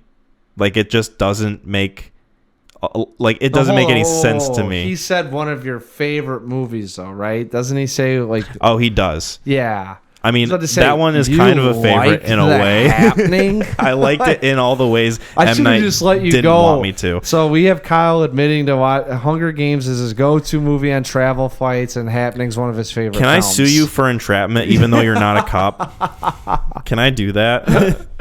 Is that something that's possible? To go on here. I'm just saying. I read this, and it was like it was favorite. This is why it's a hard one for me because, usually a favorite movie, it's like they already have good casting, right? Yeah, that's where. So, Mike, I'm not gonna lie. I don't. My favorite films are usually character driven. It's not necessarily like what's going on in the film, more so about how the characters are reacting in the film. Mm-hmm. So I have a hard time. Like I was trying to think. I had it too, where I was like, oh man, like that would have elevated the film for me. I cannot for the life of me think of what the movie was. I had it ready to go a month ago. Yeah. It's a little, boy, that's 2 questions in a row where we just don't give a fucking film. Way to go, guys. Well, like you said, it's hard to think of an answer for this, especially in terms of favorite movie, because you have a favorite movie, you like almost every aspect of it, and therefore you like the casting of it. Like, there's not much you would change about it to make it better because you already think it's as good as it can possibly be in a lot of different ways. Yeah. I'm going to look on my Letterboxd. Maybe that'll tell me something. Well, see, that's what I was just trying to think of. It's like the movie that I had picked out too, I was like, oh, that would have been, that it would have worked, but yeah, I'm going to scroll through my favorites just to see if anything pops up at all. Yeah, invigorating dialogue, encapsulating, however you want to talk about it. I mean, none of these things are, God bless it. It was a movie too where I was like, probably actually would have got a full star higher. Here's maybe something. Well, I mean, why don't you just put a stamp on it? Just say it is. Well, we can give Mike an answer. So in American History X, there's a scene where you're supposed in a shower. There is that. But no, there's a scene where there's Edward Norton's character, but you're supposed to view him as younger. And it's kind of hard to view him as younger because he's not that age that they want to convey. Yeah. So it just would have been better to get a younger actor, I think, to play him in those scenes, whereas they just choose to have him portray it anyway. So right now, that is really the only thing coming to mind as I'm scrolling through these movies. Yeah. Yeah, I think I'm in the same boat. I have a hard time with, I'm just going through all this, everything I see. I'm like, oh yeah. And then it's like, all right, well, why don't we take him out? Take that person out. Take this guy out. It's like, Like there's none of these movies I'm looking at, I'm thinking, oh, this movie's great and I love it, but man, it would have been great if we had this guy come in instead of this guy, or this actress instead of that actress, Yeah. Just going to scroll down halfway through. God dang it. I wish I would have wrote it down. Maybe I did. Well, if you find it, just chime in and let me know. Nope, didn't find it. Oh, okay. It would have been on. I got a list of movies to watch on here. All movies I've seen though, so I don't know how much I like this list. There's movies I want to talk about that we've never talked about. But anyways, yeah. So I honestly don't have an answer. I think I was leaning towards like a Coen film. I don't know if it somewhere in the maybe 90s. Yeah. So. He's got one last question. Okay. We're going to do a better job with this one, Mike. Yes. Also, which Tim Burton movie would you swap Johnny Depp for Nick Cage? Gotta pick one. So, I had this thought. Oh, I know. Sweeney Todd, the Demon Barber of Fleet Street. That's so funny that you said that. So you go there, and I that was my first one. I go, no. I'm Charlie in the Chocolate Factory.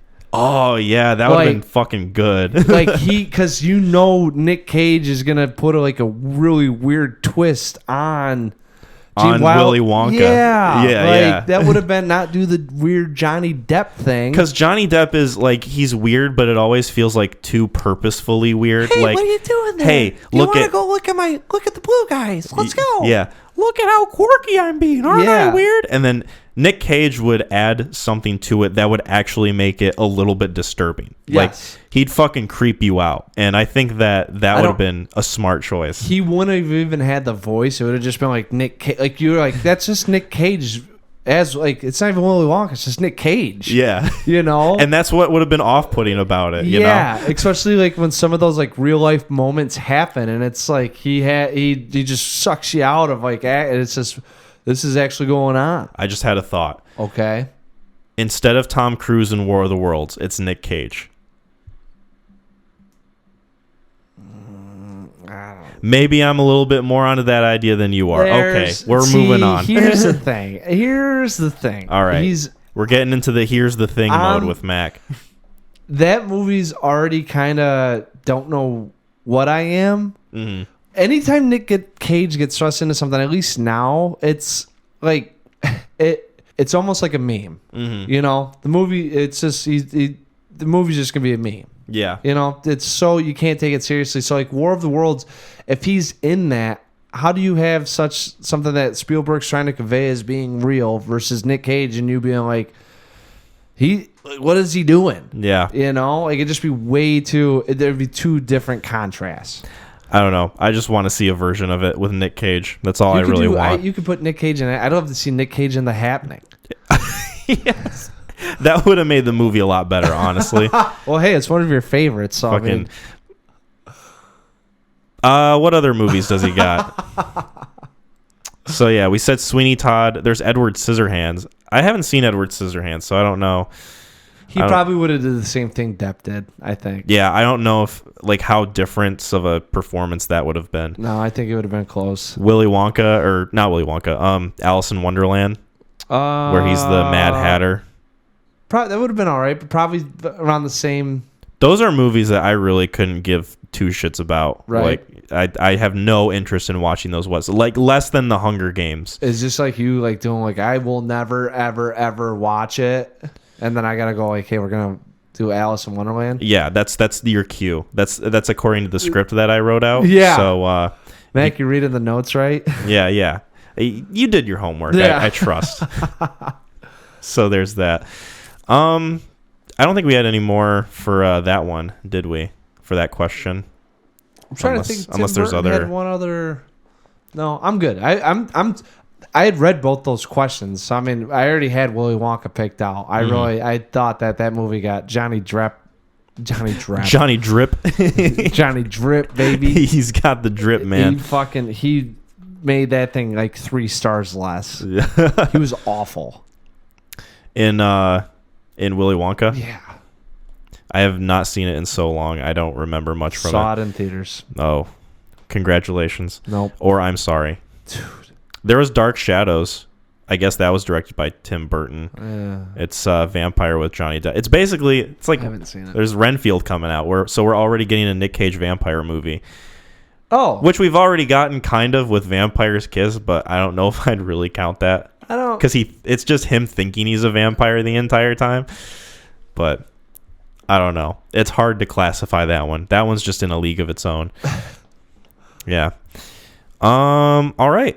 Well, I guess we'll. Damn it, Kyle! Every time I want to pick this movie, I know. I gotta shit on it. I gotta just immediately.